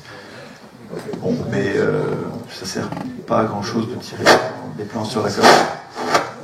C'est pas moi ça. Si tu permets, pardon. Sur la Grande-Bretagne, alors, même exemple de presse largement contrôlée par des intérêts Murdoch et tout ça, ultra-europhobes, qui d'ailleurs ont fait campagne, des tabloïds ont dit du mal de l'Union européenne à tout bout de champ depuis 40 ans. Bon, je pense que de toute façon, les Britanniques n'étaient pas convaincus depuis le début, ils avaient un pied dedans, un pied dehors. Ils ont d'ailleurs fait un référendum d'appartenance 2 ans après leur adhésion, ce qui est quand même assez particulier. Ils rentrent en 73, nous les Français on vote, on approuve d'ailleurs par référendum de rentrée. Et puis eux, ils font leur référendum d'adhésion après que nous, on ait voté sur leur adhésion en 75. Il y avait un malaise. Bon, il y avait un malaise. Ils ont tranché le malaise. Ils avaient quand même une presse et des médias qui sont déchaînés contre l'Europe. Je ne sais pas ce qu'ils vont se mettre sous la dent d'ailleurs une fois qu'ils seront partis, les tabloïds. Je ne sais pas si moi je serais la famille royale, je me ferais du souci. Mais en tout cas, ils vont devoir se trouver un autre bouc émissaire. Ce qui est sûr, c'est que moi, ce qui me frappe, je vais être un peu provocateur, c'est qu'il y a quand même plus de débats contradictoires sur l'Europe qu'avant, qu'il en faudrait plus, je suis d'accord. Honnêtement, je suis aussi d'accord sur le fait que pendant longtemps, ceux qui défendaient l'Europe étaient un peu empreints d'une forme de despotisme éclairé. Ça s'explique d'ailleurs psychologiquement, ça s'explique. Quand on a établi la construction européenne, on ne l'a pas fait pour des raisons économiques, là-bas, c'était juste pour se réconcilier, arrêter le massacre. Arrêter le massacre. La communauté européenne du charbon et de l'acier, c'est certes sur une base économique, mais l'idée de départ, je ne dis pas qu'après les marchands ne sont pas rentrés dans le temple, mais à l'origine, les pères fondateurs... S'il vous plaît, s'il vous plaît. Non mais, messieurs, si vous êtes sûr de vos arguments, vous allez me laisser développer les miens, comme le fait très bien Étienne d'ailleurs. Il n'y a pas besoin de s'énerver quand on est sûr de ses arguments, et puis je crois qu'il y a beaucoup de gens qui sont là pour se faire leur opinion. Laissons-les se faire leur opinion. Ce que je veux dire, c'est qu'il y a eu une forme de bonne conscience, parce que quand on se bat pour un projet qui vise à établir la paix, c'est quand même l'esprit initial. On peut mettre tous les bémols qu'on veut, la forme que ça a pris, le traité de Rome, les 4 libertés, la confiance, tout ça, mais l'esprit initial, c'est quand même ça. C'est quand même ça. Alors on se dit, la paix, ça profite à tout le monde. Il n'y a pas de gagnant et de perdant. Ça profite pas aux marchands d'armes, la paix, mais pour le reste, c'est bon. Et ensuite, on sort de cette logique, parce qu'effectivement, si on part à faire de la libéralisation, là, on fait des gagnants et des perdants. C'est la guerre économique. Moi, je l'ai souvent raconté, je l'ai même écrit dans un livre, aussi en 2005. Ma première rencontre avec l'Europe, c'est en gare de Bordeaux, en 85. Je suis témoin d'une chambre de vacances, de colonie de vacances, et puis il y a un train, là, qui est bloqué par des syndicalistes, les usines Renault, parce que ça délocalise vers l'Espagne et le Portugal. Parce qu'en 86, l'Espagne et le Portugal vont entrer. Donc, qu'est-ce que fait Renault ? Ils mettent des usines là-bas. Voilà. Et donc, évidemment, que moi, alors, je vous dis pas qu'à 15 ans, je me suis dit, tiens, j'ai compris, il y a des gagnants et des perdants. Mais ça m'avait quand même choqué. Je me suis dit, tiens, il y a un truc, il y a quand même quelque chose là, c'est pas mal. Moi, je pense que c'était bien d'accueillir l'Espagne et le Portugal aux sorties de la dictature. Mais ça fait des perdants, ce truc-là. Et donc, pour cette raison, oui, bien sûr, il faut soumettre l'Europe au droit commun du débat démocratique, bien sûr. Mais si je peux terminer sur un point, franchement, quand on est europhile, c'est mon cas, je le confesse, vous l'avez deviné, c'est un peu écrit dessus, on se sent plus tellement majoritaire aujourd'hui dans le débat public. Franchement. Dire qu'aujourd'hui, il n'y a plus que de l'europhilie à la télé, je m'en suis expliqué hier, j'ai débattu avec Hubert Védrine, qui nous explique que si tout va mal en Europe, c'est parce que c'est à cause des europhiles. Je dis, mais dites-moi où ils sont, là, où sont-ils ? Est-ce que c'est vraiment, même dans la campagne présidentielle, il y a quand même eu le choix, il y a beaucoup de candidats, vous l'avez rappelé au début, est-ce que vous avez vraiment l'impression que tous les candidats, là, c'était des super europhiles qui disaient du bien de l'Europe? Parce que franchement, si c'est votre impression, j'avais pas eu exactement la même, et donc je veux dire que c'est un progrès, il y a un débat démocratique, et puis les Français tranchent à la fin, à la mesure de leurs sources d'information, et si effectivement il y avait plus de débats comme ça, ça serait mieux, ils seraient encore plus éclairés sur leur choix qui est libre. Voilà. Yves, pendant la campagne, il y avait des candidats europhiles et des candidats europhobes, mais les médias étaient tous europhiles. Donnez-moi un nom de média. Oui. S'il vous plaît, donnez-moi un nom de média. Non mais je me trompe peut-être, mais est-ce qu'on peut dire un média qui était eurocritique ou qui voulait sortir de l'Union Européenne? Est-ce qu'il y en a un média qui voulait sortir de l'Union Européenne? Un grand média, quoi, hein, un média, Le Point, l'Obs, Le Monde. Est-ce que quoi, l'expansion? Non, mais moi, un journal? Je ne suis pas un média, ni même un analyste des médias, mais quand je vais sur les médias, vous voyez bien ce qui se développe, c'est les forums, les questions. Là, il m'arrive d'aller sur RMC, sur BFM. Ce soir-là, j'étais invité à France Inter, au téléphone sonne. J'ai dit que j'étais à Nice, c'est vachement chic comme excuse.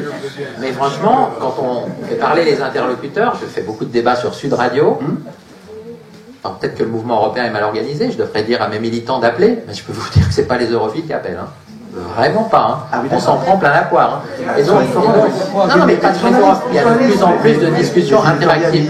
Alors après, sur l'idée que dans les médias parisiens, il puisse y avoir plus d'europhiles, c'est pas moi qui dis europhobe, on m'avait dit surtout ne dis pas europhobe, ça va l'énerver, donc c'est pas moi qui l'ai dit.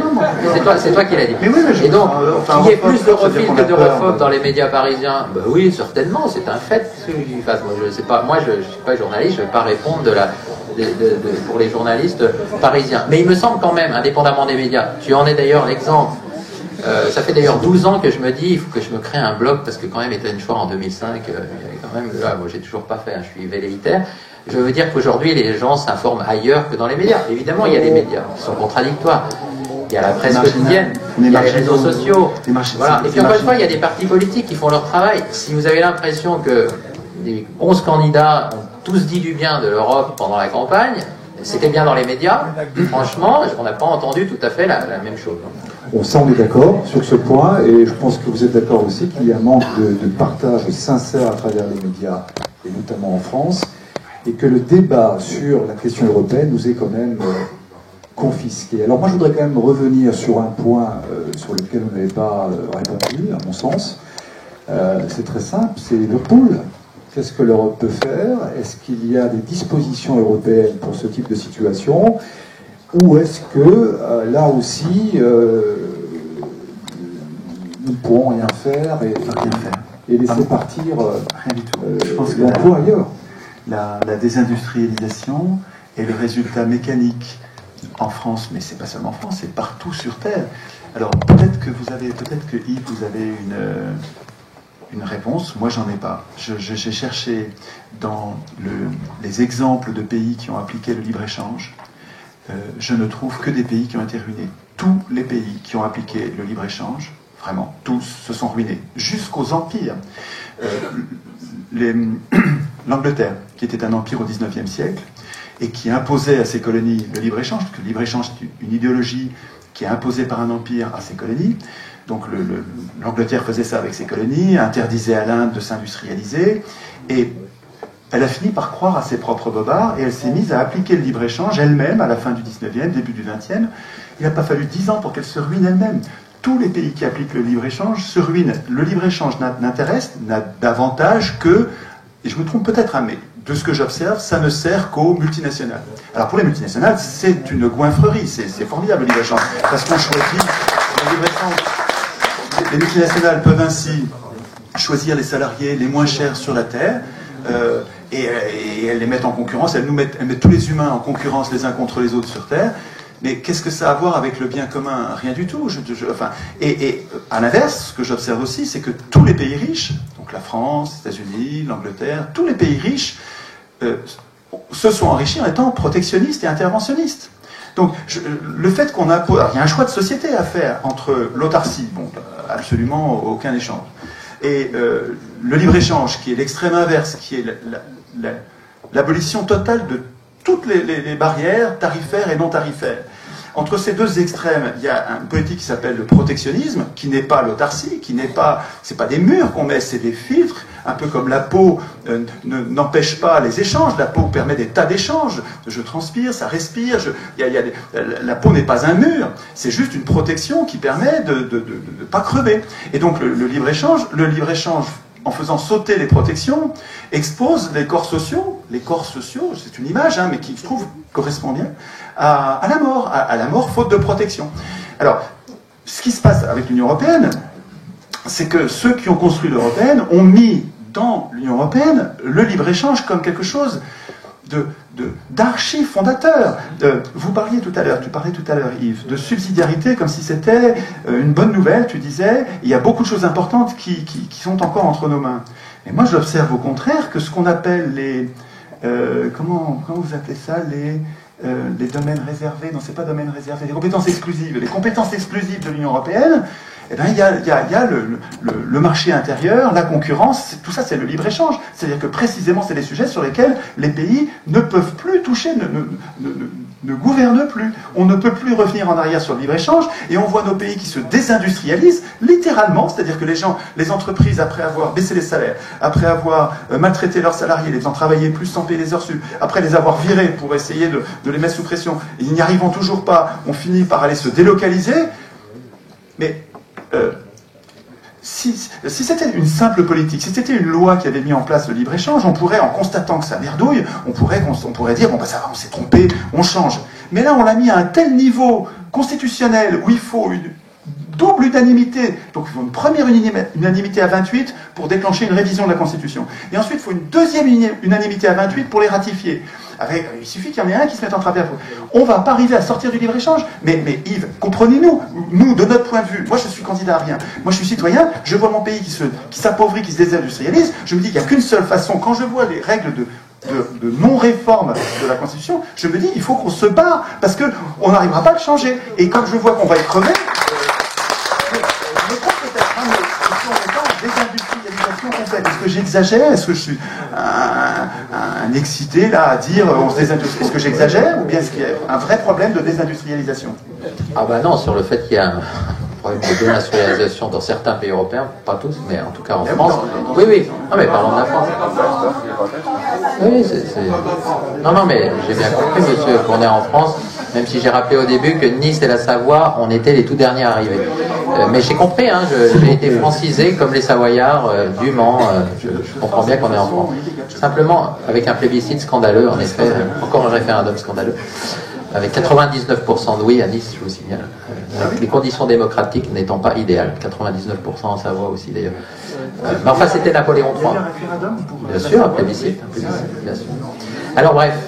Pourquoi, monsieur, j'ai élargi, parce que de toute façon, ce problème du libre-échange, on l'a vu aussi aux États-Unis, ça concerne donc la France, bien sûr, ça concerne l'Europe, ça concerne l'Occident, si vous me permettez cette expression, les pays un peu avancés, les États-Unis, le Canada, voilà, les pays riches, on va dire, voilà, parce qu'il y a des pays émergents, la Chine, d'autres, etc. Bon, donc que ce libre-échange existe en Europe, que l'Europe soit ouverte, oui. Alors, avec un premier bémol, il y a des choix politiques.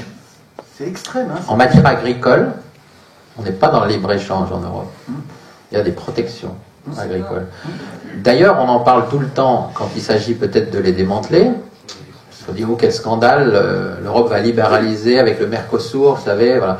S'il n'y avait pas de protection douanière, il y aurait notre agriculture... je ne dirais pas qu'elle aurait disparu, parce que moi je ne suis pas apocalyptique, mais enfin elle serait en très très grande difficulté. Donc, premièrement, il n'y a pas de libre-échange en matière agricole. Mais ça va dans le sens. Vous allez dans le sens.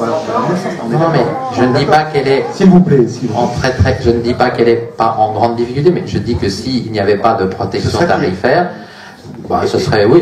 Et donc on est complètement d'accord, Yves, là. Mais je dis que donc il y a des choix politiques. C'est pas lié au traité seulement. Il y a des choix politiques en matière de culture. Il n'y a pas de libre-échange, il y a des quotas. En France, y compris, c'est-à-dire qu'il y a un pourcentage de films américains qui est limité. Il y a des choix politiques qui ont été faits en matière de culture. C'est un fait. Bon. Alors en matière industrielle, le choix qui a été fait, c'est d'abaisser progressivement les droits de douane, qui sont à 5% en moyenne, et dans certains cas à 0. Donc ça nous expose à une concurrence qui est très très vive, en effet. Pourquoi a-t-on fait ça? Je dis, bon, moi j'étais pas là, mais j'imagine pourquoi on a fait ça. Parce que pour arriver à accéder à des marchés comme la Chine ou d'autres, il faut faire un peu de donnant-donnant. Donc ça fait des gagnants et des perdants. Ce qui est tragique dans l'ouverture commerciale internationale, c'est que ça fait des gagnants. Il faut quand même pas oublier, hein, ça fait des gagnants. C'est pas comme si la France, il y avait aucun d'entre nous là qui bénéficie pas du libre-échange. Ça coûte pas cher. Hein, non, mais pas seulement comme ça, pas seulement comme ça. Aussi dans nos emplois, on travaille dans des entreprises qui peuvent exporter, etc. Mais restons sur les perdants. Ce qui est terrible, c'est que les perdants, c'est très concentré, c'est-à-dire que ceux qui sont en bas de l'échelle des qualifications perdent beaucoup plus. Ceux qui sont, parce que c'est eux qui sont en concurrence frontale, il y a aussi une grande différence en fonction des secteurs, je l'ai dit, et même il y a des secteurs industriels, des industries de pointe en France qui se portent très bien, mais dans des industries à bas coût de main-d'œuvre comme Whirlpool, là, c'est vraiment une exposition frontale. Et puis, évidemment, tout ça se concentre dans certaines régions. Donc, évidemment qu'en France, il y a des régions sinistrées. Voilà. Mais bien sûr. Et donc, je ne vais pas dire le contraire. Il suffit d'y aller dans ces régions. Ça peut m'arriver de temps à autre. Il y a donc des délocalisations qui ont pu avoir lieu à l'extérieur. Il y a quand même aussi des localisations. Oui, mais beaucoup moins. Non, mais bien sûr, mais par exemple, Toyota qui est venu s'installer à Valenciennes, c'est une localisation. Mais on lui accorde ça en lui disant vous ne paierez pas d'impôts. Ce n'est pas comme si. Moi, je viens d'une région, j'ai parlé de la Savoie, j'ai étudié à Grenoble où vit mon frère. Eh bien, alors là, vous allez dire, c'est pas que des industries, c'est des services, mais dans la vallée de Grenoble, il y a 30 ou 40 ans, il n'y avait pas ce qu'on trouve aujourd'hui, c'est-à-dire des milliers et des milliers d'emplois qui ont été créés, il n'y a pas que des destructions. Le problème, c'est que c'est très difficile et même presque impossible de transformer un ouvrier textile en ingénieur informatique. On ne peut pas y arriver, ça c'est sûr. Donc la question c'est quoi? C'est soit on met des protections, et comme il y en a dans certains domaines, pourquoi pas dans d'autres, soit on utilise les outils anti-dumping, par exemple, on va peut-être le faire contre l'acier chinois. Il y a quelqu'un qui va déclencher peut-être ce processus, hein, c'est Donald Trump. On verra bien ce que ça va donner. On verra bien. On verra bien. J'allais dire, on n'est plus dans la théorie. On va voir, on va le voir. On va voir avec un Donald Trump qui, hein, soit dit en passant, n'est évidemment pas l'ami des grosses fortunes et des oligarques, lui. Hein. Non, c'est l'ami du peuple, bien sûr. Mais entre nous, il va faire des choses. Il va faire des choses. Ben, on verra quels effets ça a dans un pays, les États-Unis, qui est bien moins ouvert vers l'extérieur que nous. Hein. Parce qu'un pays comme la France, il y a au moins le quart de sa richesse qui vient de l'extérieur. L'Europe est la seule au monde à ouvrir ses frontières comme ça. Hein. Mais là-dessus, un peu comme si on était une colonie. Comme tu as parlé tout à l'heure de cet iPhone, je souscris pas complètement, je prends un petit risque hein, face à un professeur d'économie, à cette idée que quand on importe, c'est seulement mauvais. Il y a des choses qu'on importe parce qu'on en a besoin. Par exemple, le pétrole, on n'a pas de pétrole, donc on doit l'importer. Et puis, il y a des choses qu'on importe parce que c'est un peu moins cher quand c'est produit dans tel ou tel pays, et en échange, nous, on peut vendre à ce pays d'autres choses. C'est pas complètement un jeu à somme nulle. Alors l'Europe, je termine juste là-dessus, l'Europe, qu'est-ce qu'elle peut faire, qu'est-ce qu'elle pourrait faire si les États la laissaient faire? C'est peut-être une maigre consolation, mais je reviens à mes délocalisés de Renault. Par parenthèse, Renault a délocalisé, il a aussi localisé, il est resté, à un moment ça allait mal, Peugeot aussi ça allait mal, et puis finalement il y a quand même encore des emplois qui sont restés en France, même s'il y en a moins, parce que l'industrie automobile... Non, mais je comprends ça. On verra d'ailleurs ce qui va advenir des emplois automobiles au Royaume-Uni, une fois qu'ils auront décidé de quitter l'Union européenne. On verra si il n'y en a pas qui vont revenir, tant mieux pour nous d'ailleurs, sur le continent, parce que les entreprises ont envie d'avoir accès à notre grand marché. Ce qu'il faut, c'est former mieux les ouvriers pour qu'ils fassent... Il faut aussi les indemniser. Pas le chômage avec la formation. Mais c'est un problème de formation. Encore une fois, moi je ne sais pas comment les Allemands font pour avoir 5% de chômage, ou les Danois, Mais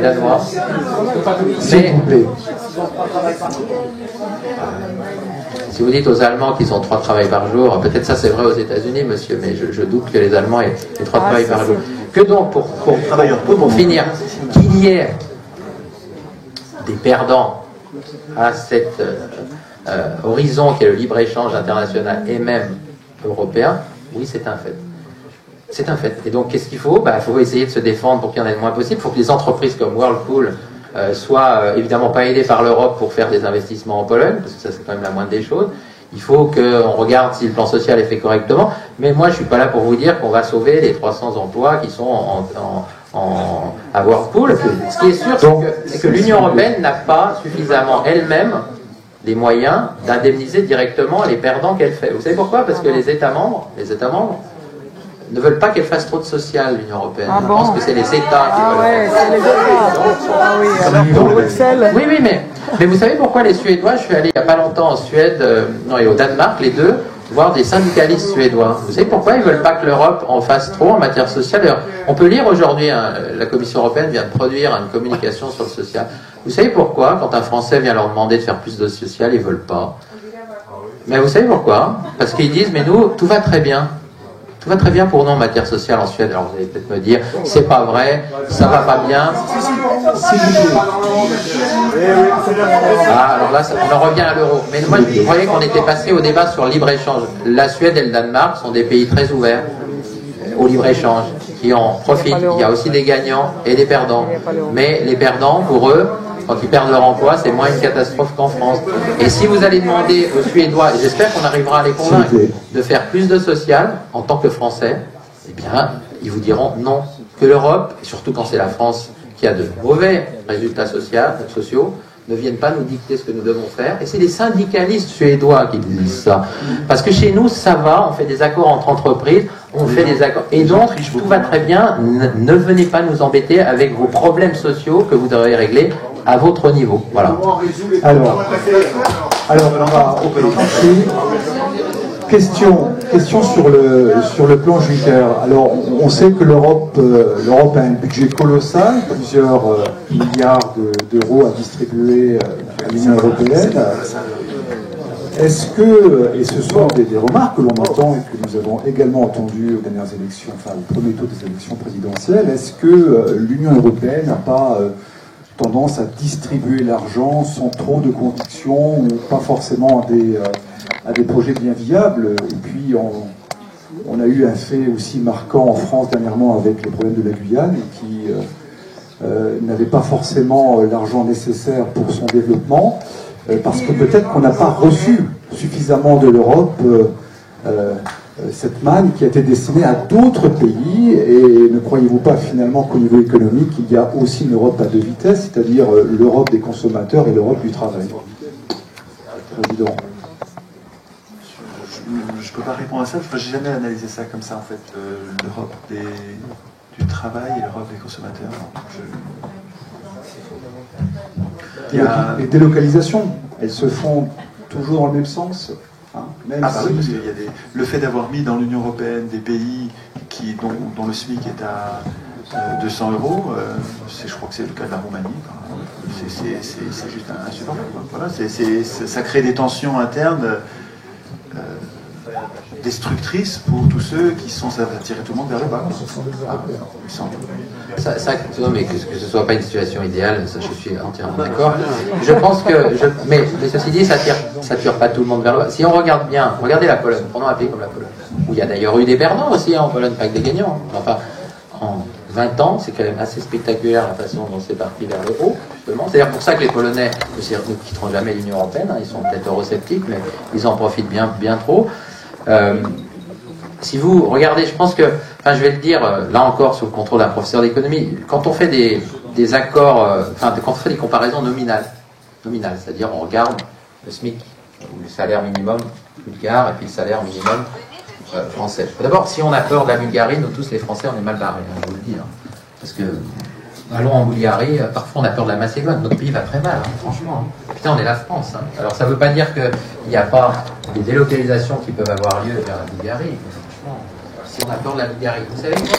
Quand on regarde bien 100 euros, le niveau... Oui, mais par contre, c'est 200 euros. Il faut pondérer avec la productivité. D'abord, pour commencer, les travailleurs français sont très productifs. Vous devez pas être fiers de ça.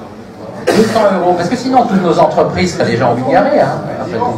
Pourquoi il n'y a pas de délocalisation massive en Bulgarie? Parce que de toute façon, les entreprises, elles veulent aussi se localiser où il y a des clients, où il y a des grands clients. Pourquoi elles viennent se localiser en France, Toyota? C'est pas l'avantage fiscal, c'est parce que, même si ça aide, oui. Pourquoi ça aide l'avantage fiscal? C'est parce que quand elles vont choisir un grand pays, qui a déjà un grand marché, avec des travailleurs très bien formés en France. Le drame de la France, c'est qu'il y a beaucoup de travailleurs très bien formés, et puis les autres, ils sont sur le bord de la route.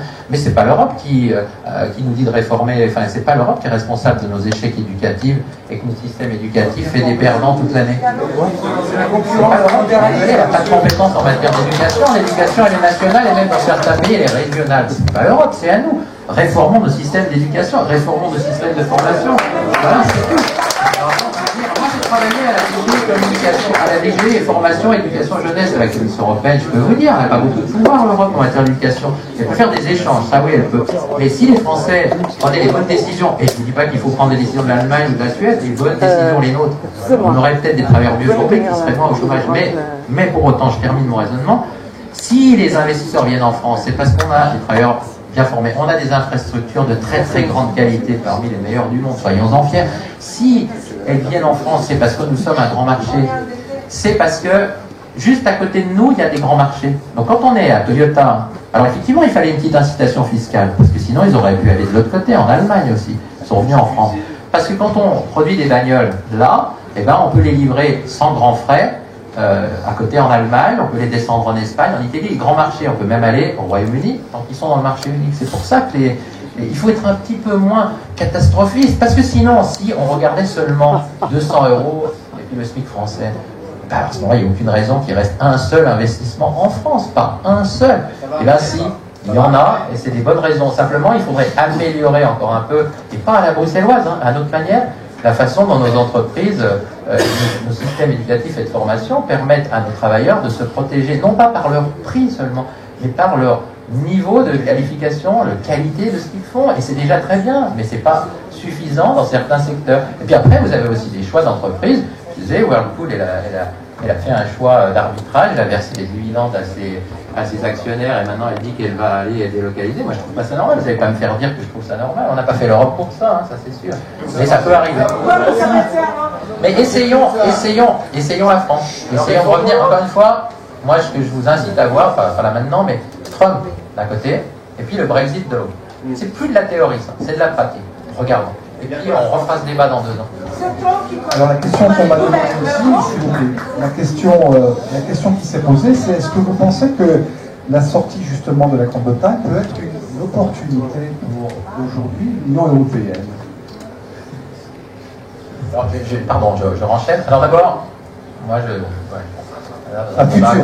qui est plutôt sur l'économie sociale et je comprends pourquoi. Je pense que d'abord, l'Union européenne va sans doute devenir, en tout cas c'est mon souhait, un peu plus actrice en matière politique, diplomatique, militaire, de sécurité. Vous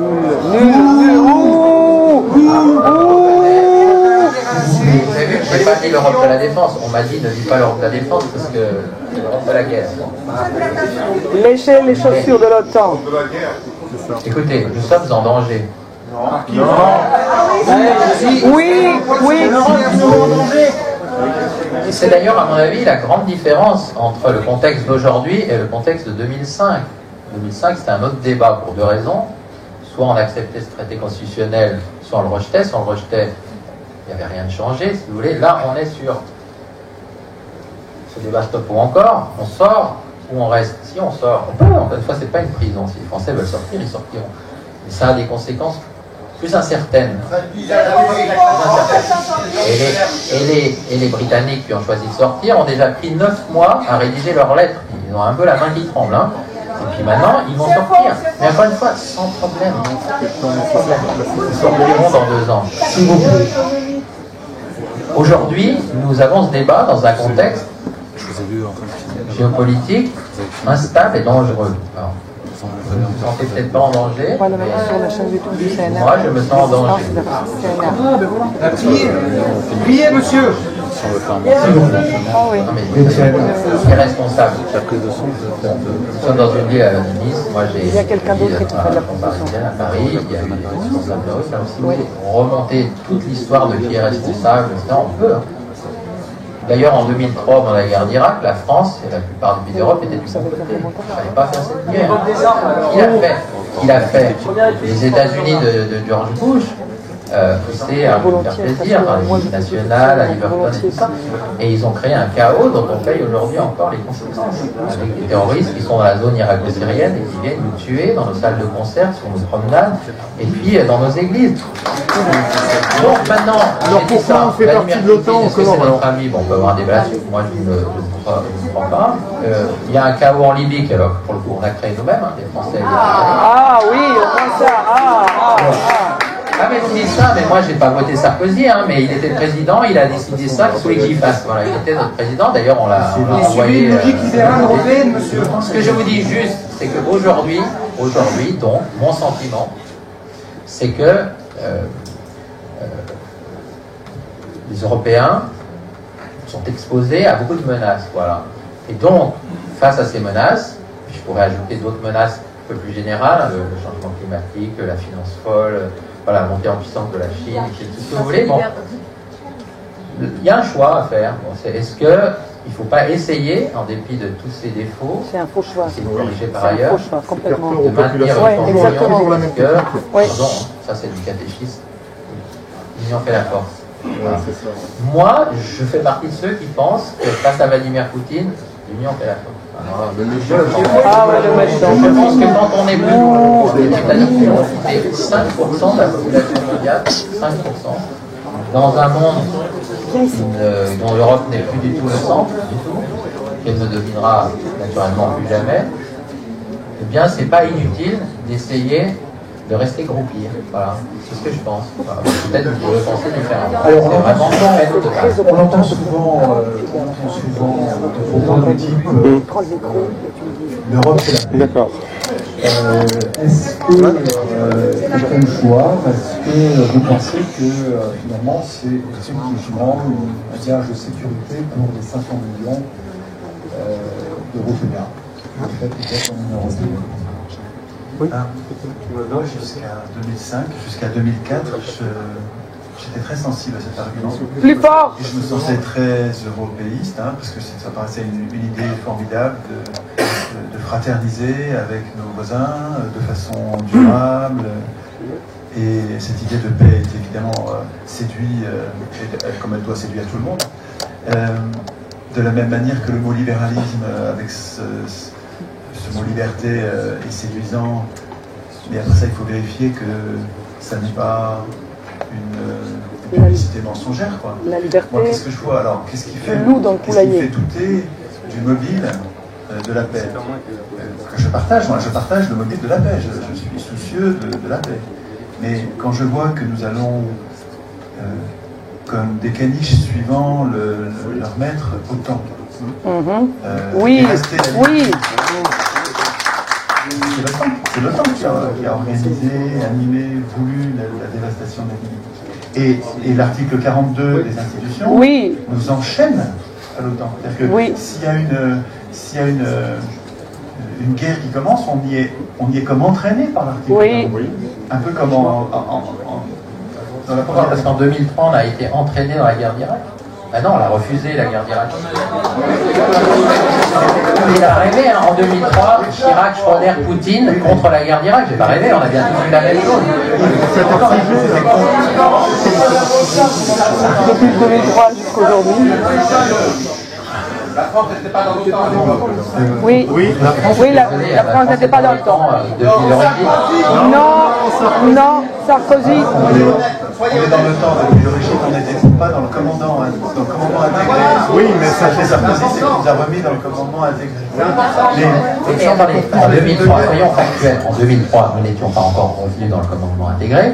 Et pourtant, on n'est pas allé faire la guerre d'Irak. Oui, on était la guerre en Libye, honnêtement, tu dis l'OTAN. Non, c'est Sarkozy et Cameron qui ont fait la guerre en Libye. Mais l'Allemagne n'a pas voulu faire la guerre en Libye, elle est bien dans l'OTAN. S'il vous plaît, laissez parler. Il n'y a pas que la Libye. Quand l'OTAN a décidé d'aller bombarder Belgrade, c'est pas au cœur de l'Europe, ça. Nous avons bombardé Belgrade. Est-ce que c'est l'Europe de la paix, ça? Enfin, moi, il me semble qu'il y a un truc qui cloche. J'exagère, hein, c'est pas la guerre, ça. Non, mais franchement, pareil, à l'époque, il y avait quelqu'un qui s'appelle Slobodan Milosevic. Oh Henri Lévy aussi, Gloire à Slobodan. Mais à un moment donné, pour arrêter Slobodan Milosevic, je sais pas, il y a eu des frappes, il y a toujours des frappes. Il suffit d'aller à Belgrade, on rend compte l'immeuble qui a été éventré. Effectivement, c'était. on était les gens. En tout cas, dans cette guerre-là, dire qu'on a juste fait ça parce que on est des impérialistes et on voulait reprendre le contrôle de la Serbie. Il se passait quand même des choses pas très glorieuses pour l'Europe, d'ailleurs je suis d'accord, hein, l'épuration ethnique et tous ces trucs. L'épuration à Srebrenica, c'est une honte pour l'Europe. Mais quand c'est intervenu, c'était dans un contexte quand même bien particulier, il me semble. Alors moi je suis pas là pour justifier toutes les frappes aériennes que fait l'OTAN et machin et trucs. Hein. Bon, simplement remettons un peu dans le contexte et tiennent ces frappes aériennes de l'époque. Yves, j'ai un autre exemple encore plus près. Plus fort. En Ukraine, il y avait un gouvernement élu. Oui. Et il y a eu un coup d'État nazi avec Pravi Sektor, Svoboda, qui sont des nazis, je n'exagère pas, ils lèvent le bras, ils réhabilitent les Waffen-SS, c'est vraiment des nazis qui ont dans le Parlement ukrainien, il y a des nazis, c'est le vrai sens. Je crois que je n'exagère pas du tout. Hein. Et donc, nous soutenons un coup d'État néo-nazi qui est en train de bombarder le Donbass, c'est-à-dire qu'il bombarde la moitié de son pays, la moitié russophile, qui est en train de les bombarder, et nous les soutenons. L'Union européenne, avec l'OTAN, soutient ce coup d'État et le régime en place. Est-ce que vous trouvez ça bombardé par la paix? Moi, je trouve qu'il y a des choses qui clochent. Non. Tout le monde regardait là, pendant ce temps-là. Ce qui est problématique quand, excusez-moi de vous le dire, mais quand vous applaudissez comme ça, c'est à la fois, moi je me sens moins seul, mais en même temps, ça complique la discussion parce que j'imagine, je me mets à la place inverse, et ça doit être difficile de... Moi, quand j'étais footballeur, j'adorais marquer des buts à l'extérieur, c'est difficile. J'en ai d'ailleurs marqué plus dans ma courte carrière qu'à domicile. Bon, mais alors, est-ce que j'exagère avec l'Ukraine? Est-ce que c'est pas un signe qui devrait vous aussi vous devriez vous dire, mais ça marche pas bien, quoi. L'Europe de la paix, il y a un truc qui cloche. Deux choses. Historiquement, justement, j'en ai discuté avec Védrine hier, parce que lui, il dit c'est pas l'Europe qui a fait la paix, c'est la paix qui a fait l'Europe, etc. Bon, c'est pas mal dit, ça. Je suis bien d'accord, mais la question, c'est la réconciliation. Ce qui a permis la construction européenne, dans cette guerre froide où il y avait un équilibre des terreurs entre l'Union soviétique et les États-Unis, évidemment des États-Unis qui nous poussaient à nous unir face aux soviétiques, c'est qu'on se connaisse un peu mieux, qu'on arrête de se faire la guerre entre nous, je dis bien entre nous, à 6, et puis après on a élargi un peu tout ça dans les deux. Et il y a eu de la réconciliation, il y en a eu notamment en franco-allemand, avec le traité de l'Élysée, tout ça. Bon, il y a eu des efforts faits pour se pardonner ces atrocités, ces meurtres. Ah oui, c'est facile. Hein. Et la réconciliation, on la doit à la construction européenne. Il suffit d'ailleurs de voir, pas seulement la construction européenne, j'ai parlé des traités franco-allemands. Il suffit d'ailleurs de voir ce qui s'est passé en ex-Yougoslavie, justement, quand on a retiré le couvercle de la Pax Atomica, alors qu'aucune réconciliation n'avait été faite entre les peuples. Au contraire. Pour mesurer que, au moins au niveau de l'Union européenne, mais je dis bien sur les peuples qui en fait partie, on est peut-être, je dis bien peut-être, à l'abri de revenir à nos conflits guerriers. Au contraire. Je dis bien jadis. Et je dis bien peut-être.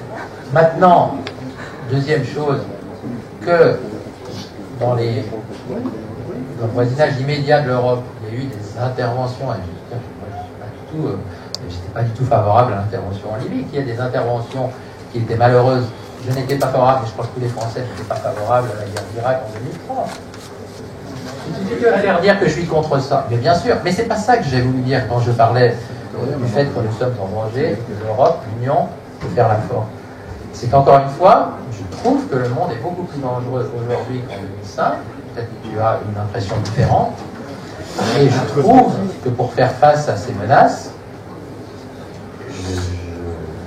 il y a un intérêt d'autant plus grand à essayer de nous unir davantage que notre protecteur, l'oncle Trump, là, n'est plus très fiable.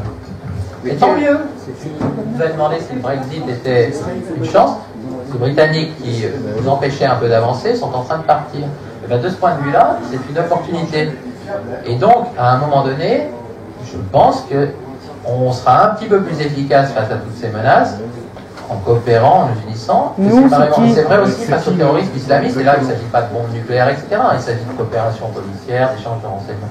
Je pense que c'est utile de faire ça, parce que ça nous protège mieux que si on est tout seul dans notre coin, sachant que face aux terroristes, de toute façon, nos terroristes ils viennent souvent de chez nous, et il n'y a qu'à regarder ce qui se passe. Mais la souveraineté des pays n'empêche pas ça. Ça n'empêche pas ça d'être souverain. Et puis on passera au On déclare la guerre quand on est souverain. Non, mais laissez-moi essayer de marquer les buts à l'extérieur. Je ne suis pas obligé de lever les bras comme je les avais marqués, comme si je les avais vraiment marqués, hein, mais laissez-moi essayer de tirer au but. Je suis très, très soucieux de nous protéger contre les guerres. Et depuis des années maintenant, je fais des ateliers constituants avec les simples citoyens. Et parmi les sujets que nous travaillons, il y a des institutions qui nous permettraient d'éviter la guerre. On cherche à instituer nous-mêmes des protections contre la guerre. Est-ce que pour l'instant on a trouvé de mieux? Et j'aimerais avoir ton avis. Tu vas voir, c'est très brièvement dit, c'est dit de façon populaire, c'est pas dit de façon juridique, mais c'est clair. Article, disons, 24, pas de guerre sans référendum. Alinéa 2, ceux qui ont voté oui au référendum vont la faire. Oui, oui, oui. Et alinéa 3, une fois que ceux qui ont voté la guerre et qui sont allés la faire sont morts, on revote pour vérifier qu'on est toujours d'accord pour faire la guerre. C'est pour te donner l'état d'esprit de nos ateliers, c'est qu'on essaye d'être intégrés nous-mêmes dans la prise de décision qui va nous envoyer au casse-pipe. On pourrait dire la même chose sur le plan économique. Avant d'être envoyé au casse-pipe, jeter les uns contre les autres sur le plan économique, on voudrait avoir notre mot à dire. Mais je voudrais mettre en regard de ce à quoi nous aspirons. Ce que je lis dans le traité, tu vas comprendre pourquoi ça me cause problème. Dans l'article 24 du TUE, qui parle de la PESC, donc de la politique étrangère et de sécurité commune. Et je vois que la PESC, donc la politique, c'est la guerre et la paix, hein, c'est l'aspect militaire de l'action de l'Union européenne, est soumise à des règles de procédure spécifiques. Spécifiques, c'est spécial. Elle est définie et mise en œuvre par le Conseil européen et le Conseil, qui sont que des exécutifs. Il n'y a pas de Parlement là-dedans. Qui statue à l'unanimité. Et l'adoption d'actes législatifs est exclue. Ça veut dire, il faut comprendre, c'est inextricable ce truc à lire, hein, je veux dire, il faut des années d'études pour comprendre. Et ça veut dire que le Parlement n'a pas son mot à dire, le Parlement européen, et encore moins les parlements nationaux. Et là, il s'agit de la politique, justement, de la paix et de la guerre. Est-ce que je me trompe? Est-ce que j'exagère est-ce que je surinterprète l'article 24, là, en y voyant le fait que ceux qui ont institué les institutions européennes ont mis de côté, parce qu'ils ont fait la même chose avec le marché intérieur, ils ont fait la même chose avec la concurrence, ils ont fait la même chose. Tous les sujets qui sont très importants, ils les ont mis à l'écart du Parlement européen et des parlements nationaux, et donc des citoyens. Et puis ils nous ont laissé des sujets beaucoup moins importants. Est-ce que je surinterprète quand je dis ça? D'abord sur les propositions de nouvelle constitution, moi je suis tout à fait favorable, simplement ça ne va pas être facile à faire adopter. Je ne voudrais pas te redonner du travail pour les 12 prochaines années, Étienne, mais je t'encourage à lire aussi les constitutions des 27 États membres. Oui, mais ça ne justifie pas un autre. Non, mais je sais que c'est encore plus dur. On ne peut pas le changer. C'est beaucoup plus difficile. Soyons concrets. D'abord, il n'y a pas d'armée européenne, ça n'aura pas pu t'échapper. Ils sont en train de la constituer là. Pas d'armée européenne. Et là, on revient au niveau national. Et ce sera armée privée. Ce sera armée privée. En Grèce, on en a vu. Hein. Ouais. Notamment parce que nous, Français, on a eu raison d'ailleurs, on a refusé en 1954 une communauté européenne de défense. C'est comme ça que les Allemands ont rejoint l'OTAN, parce que sinon ils auraient été dans la communauté européenne de défense. Revenons au niveau national. C'est pour ça que je lis la constitution allemande. Les Allemands ne peuvent pas, Angela Merkel ou son successeur, ne peuvent pas engager des troupes à l'étranger sans vote du Bundestag. Pourquoi c'est pas pareil en... Ah, alors, mais ça c'est la bonne question. Non, mais c'est pas ça la question. La question c'est pourquoi c'est pas pareil en France? Voilà, c'est ça la vraie question. On a une constitution qui permet au président de la République d'envoyer des troupes. Non, on a une constitution qui dit que le président de la République est le chef des armées et qui permet à notre président d'envoyer des troupes comme ça, tout seul, sans soumettre sa décision au Parlement avant 4 semaines. C'est quand même problématique, ça, non? Oui, c'est problématique. Mais non, non, là, honnêtement, je te prends. Non, ce n'est pas cet article, voilà, 124, qui détermine les choix faits par les Français et les Allemands, puisque la preuve, les procédures sont très très différentes. La question, elle est française. Je peux même vous dire, ça pose même un problème, pas qu'en franco-allemand, mais avec quand même une petite raison derrière tout ça, c'est que quand il faut aller vite, parce que par exemple, il y a des djihadistes qui partent en pick-up, je ne sais pas trop où, au Mali. Le président de la République, François Hollande, je l'ai entendu il y a un mois environ, dans un contexte franco-allemand d'ailleurs, le redire. Si on doit organiser un vote parlementaire, etc., ça peut avoir des inconvénients.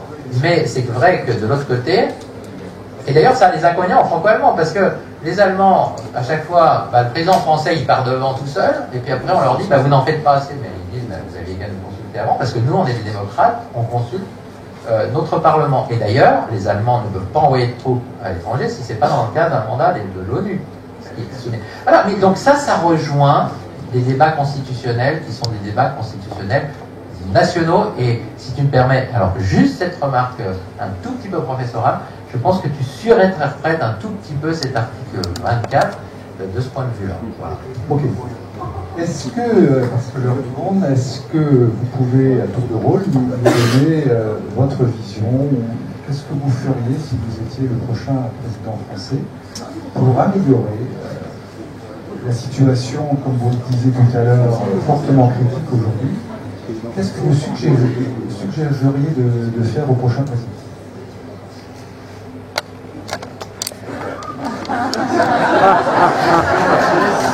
Déjà, franchement, ça va valu des applaudissements. Voilà, j'ai marqué mon but à l'extérieur en restant quoi. Voilà. En fait, c'est comme ça. Non, franchement, déjà, c'est pas facile, mais alors si en plus on pose une question aussi difficile que ça, alors là, franchement, il est temps que ça se termine. Non, mais je vais pas développer, je sais pas, mais je dis juste que c'est vraiment mon point. Je sais pas qui on va élire à la présidence de la République. Ah bon. C'est pas le débat, c'est juste demander à Yves. Non, mais on a le choix. Entre la peste et la choléra.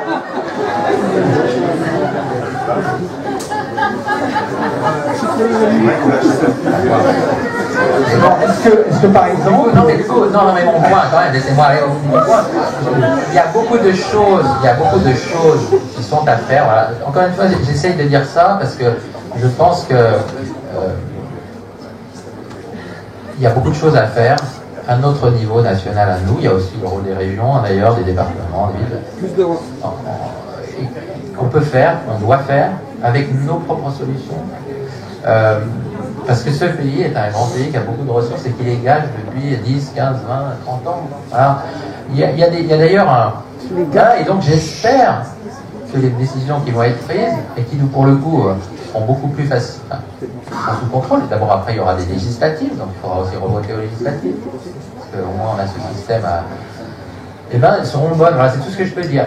Et ça n'empêchera pas que le président qui fera ça, il aura aussi, et là aussi, hors de notre contrôle, ce qui va être le chef de notre politique européenne pendant 5 ans, ou elle va être la chef de la politique européenne pendant 5 ans, sans contrôle. Le président français n'a même pas le droit d'aller devant le Parlement. Il n'a pas le droit. Angela Merkel, on en pense bien ce qu'on veut, mais elle va rendre des comptes au Bundestag.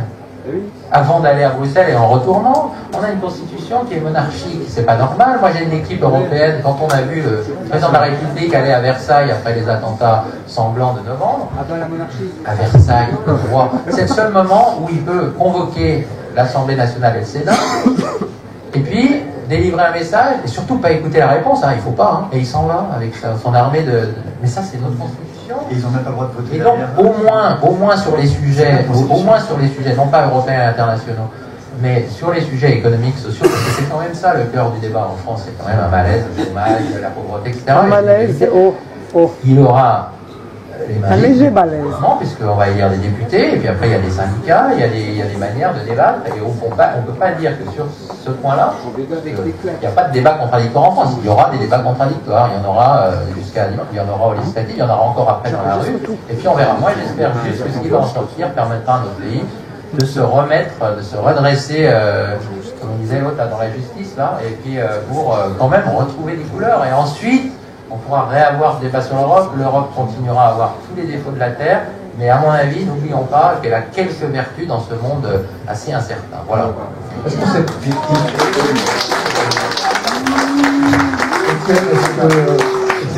c'est pas un peu écarté de nos partenaires emblématiques? Les Anglais. Est-ce que on n'aurait pas plutôt intérêt à se tourner vers Israël?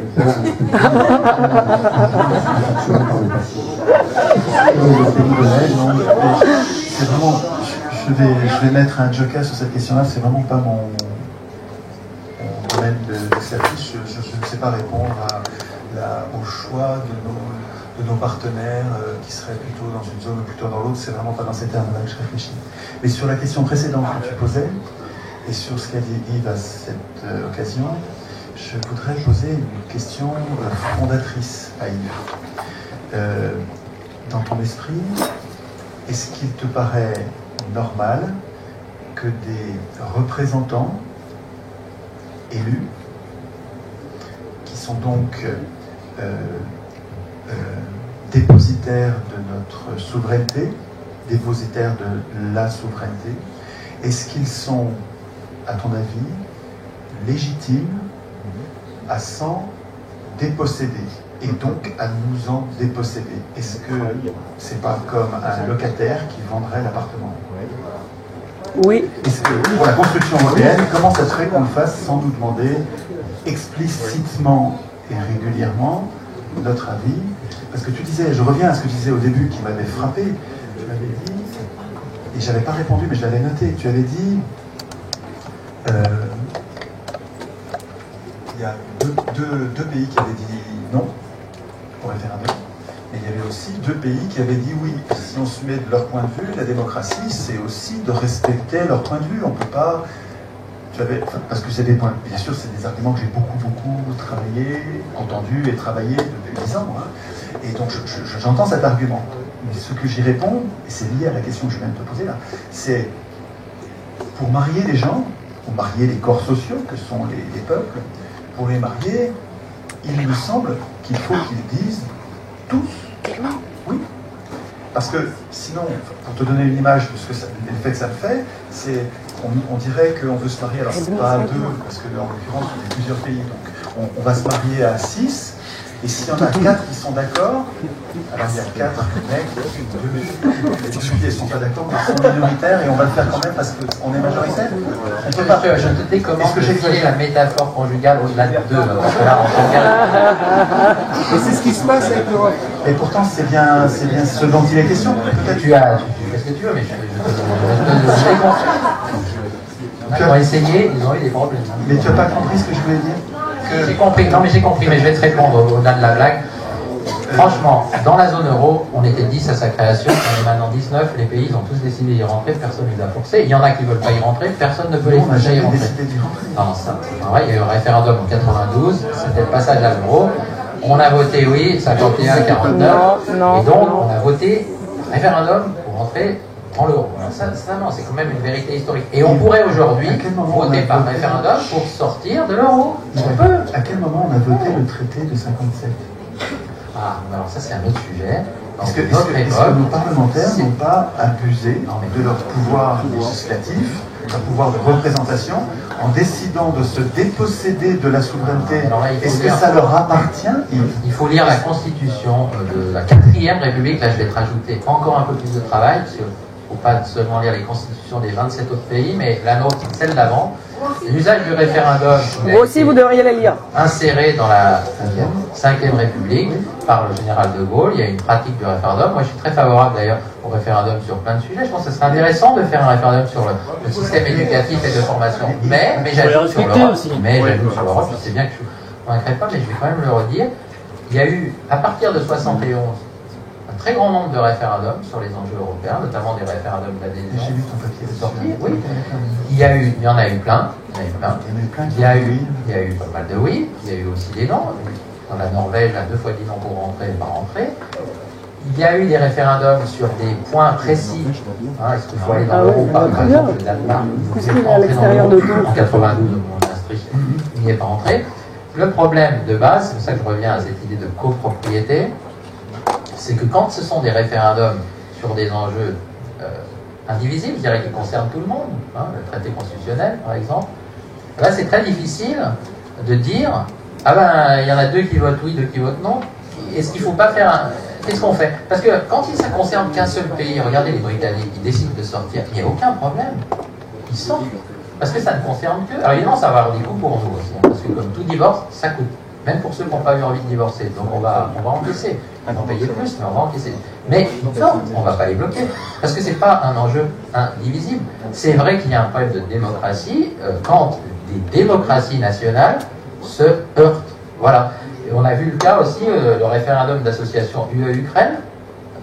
Les 28 parlements ont accepté, y compris le Parlement des Pays-Bas, ils ont voté oui, sauf qu'il y a eu un référendum d'initiative populaire qui a décidé de voter non.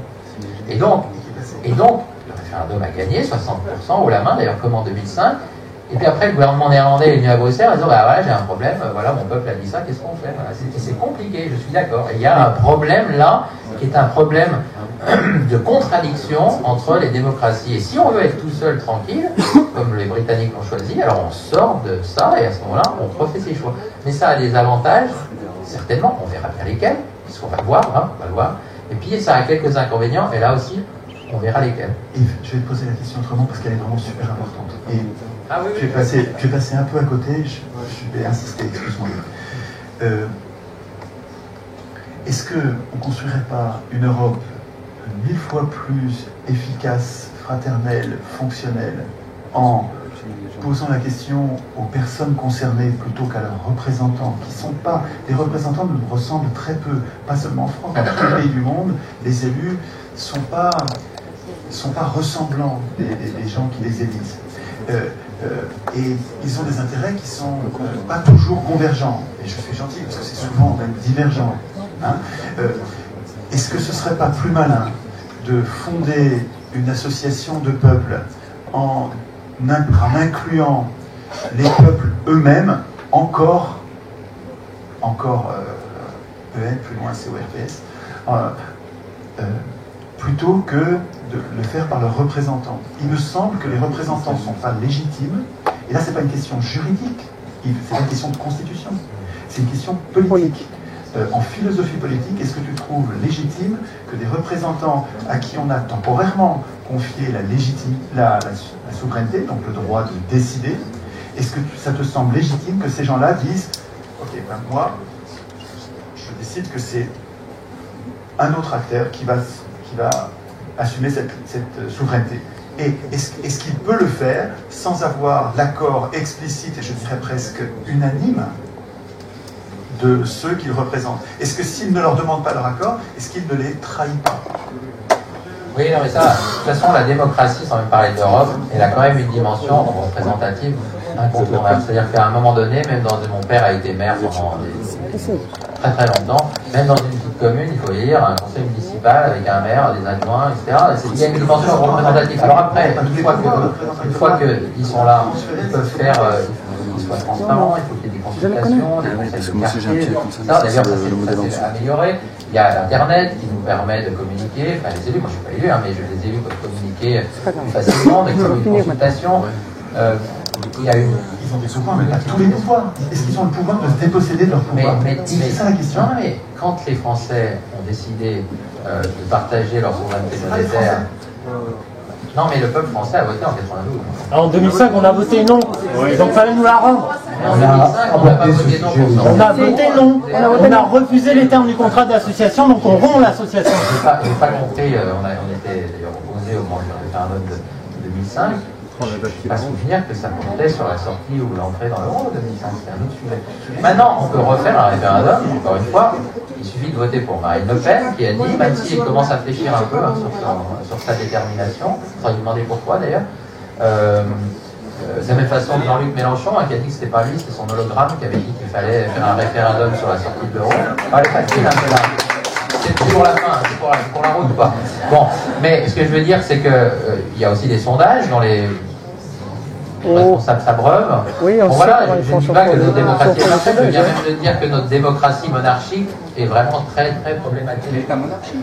Et il y a des démocraties en Europe beaucoup plus sophistiquées. Démocratie monarchique, mais ça c'est des termes qui sortent d'où? Dans certains pays de l'Europe.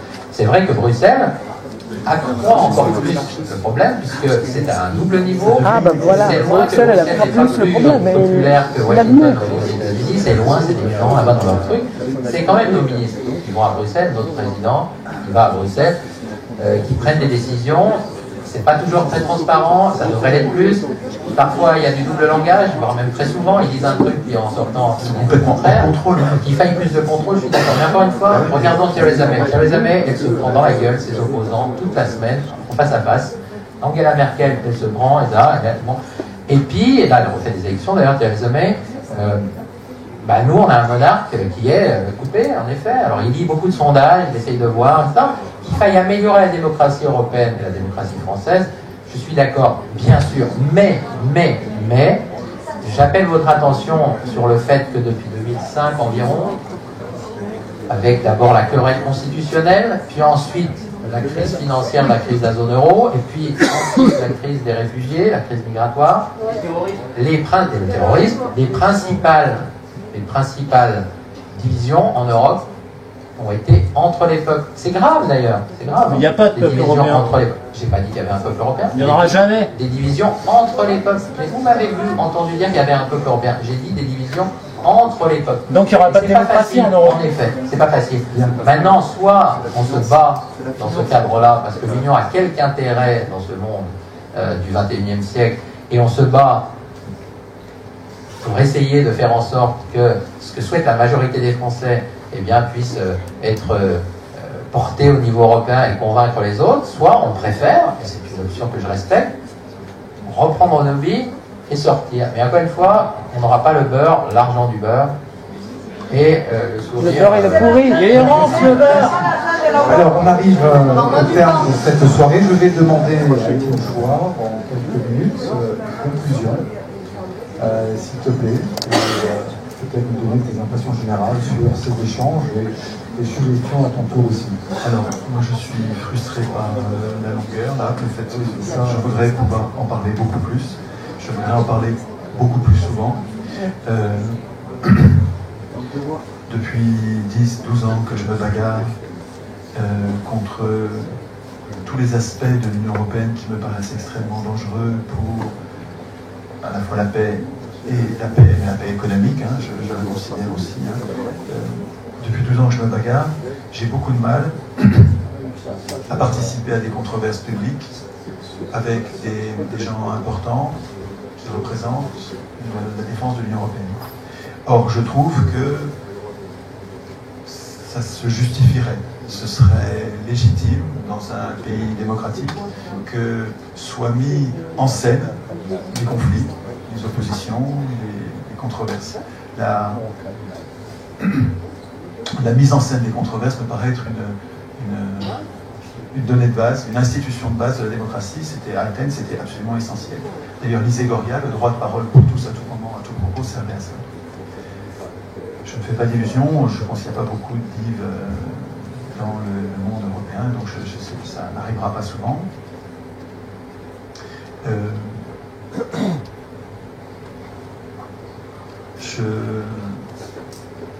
J'espère quand même que ça me fera tache d'huile. Peut-être que ça donnera des idées à d'autres qui vont qu'on n'est pas des racistes, des xénophobes, on a juste des peurs et qu'on a besoin de savoir ce qu'on ne peut pas. Et c'est pas, vous savez, quand on dit, tu disais tout à l'heure, il faut pas dire qu'ils sont europhobes, parce qu'ils n'aiment pas ça. C'est toi qui l'as dit, hein, c'est pas moi. C'est toi qui as dit, c'est toi qui as d'abord prononcé le mot. Voilà, oui, tout à fait, mais moi, j'ai pas, ce que je veux te dire, c'est que j'ai pas du tout honte d'être europhobe. Phobe, ça veut dire qu'il y a peur. Moi, j'ai énormément travaillé sur les institutions européennes, et elles me font peur, mais j'ai pas honte de ça. Quelqu'un qui a peur de quelque chose, il se trompe, il faut le rassurer, soit il a vu quelque chose qu'on n'avait pas vu et il faut intégrer et avoir peut-être peur à notre tour. C'est en ayant peur qu'on corrige nos actions et qu'on progresse. Étienne, tu penses qu'il n'y a pas d'autre solution pour toi pour améliorer l'Union européenne? Alors moi je ne vois pas d'autre solution que de sortir, parce que j'ai beaucoup travaillé sur les conditions de révision de ces textes impératifs dans lesquels nous sont retirer la souveraineté sur le marché intérieur, sur la concurrence, il faut se rendre compte que sur le TAFTA, c'est une personne pour 480 millions, on est 480 millions en Europe je crois, hein.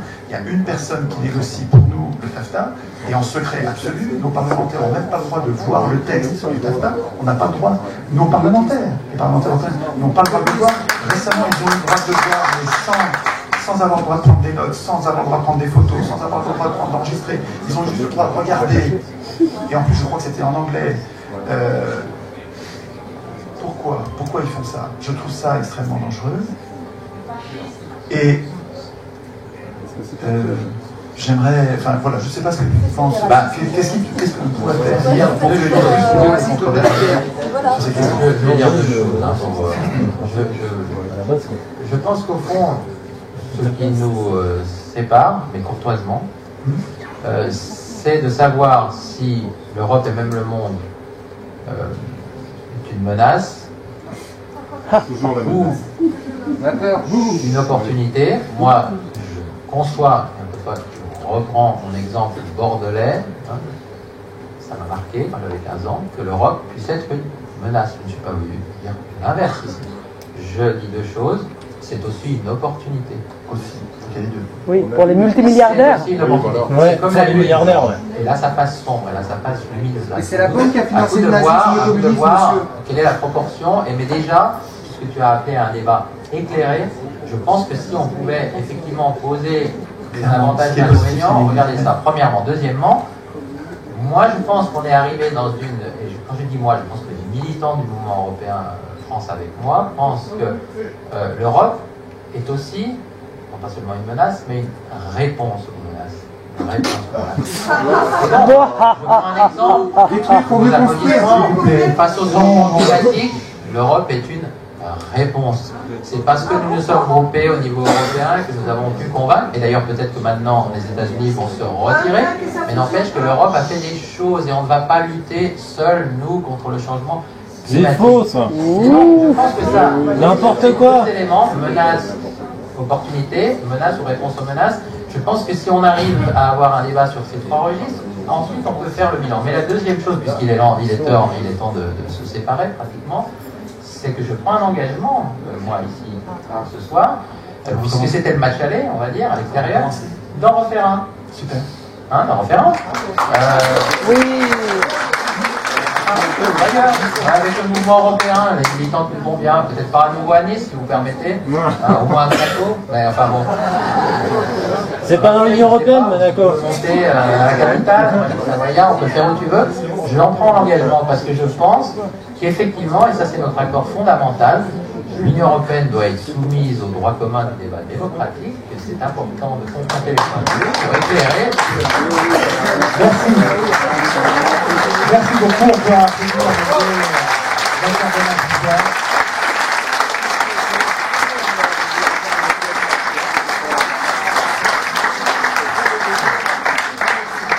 Ils ont tous entendu, on attend la planification de la prochaine. Ok. Merci beaucoup, je vais... Non, je suis désolé pour les je laisse simplement une minute la parole à quelqu'un qui voulait donner quelques mots. Merci à vous tous.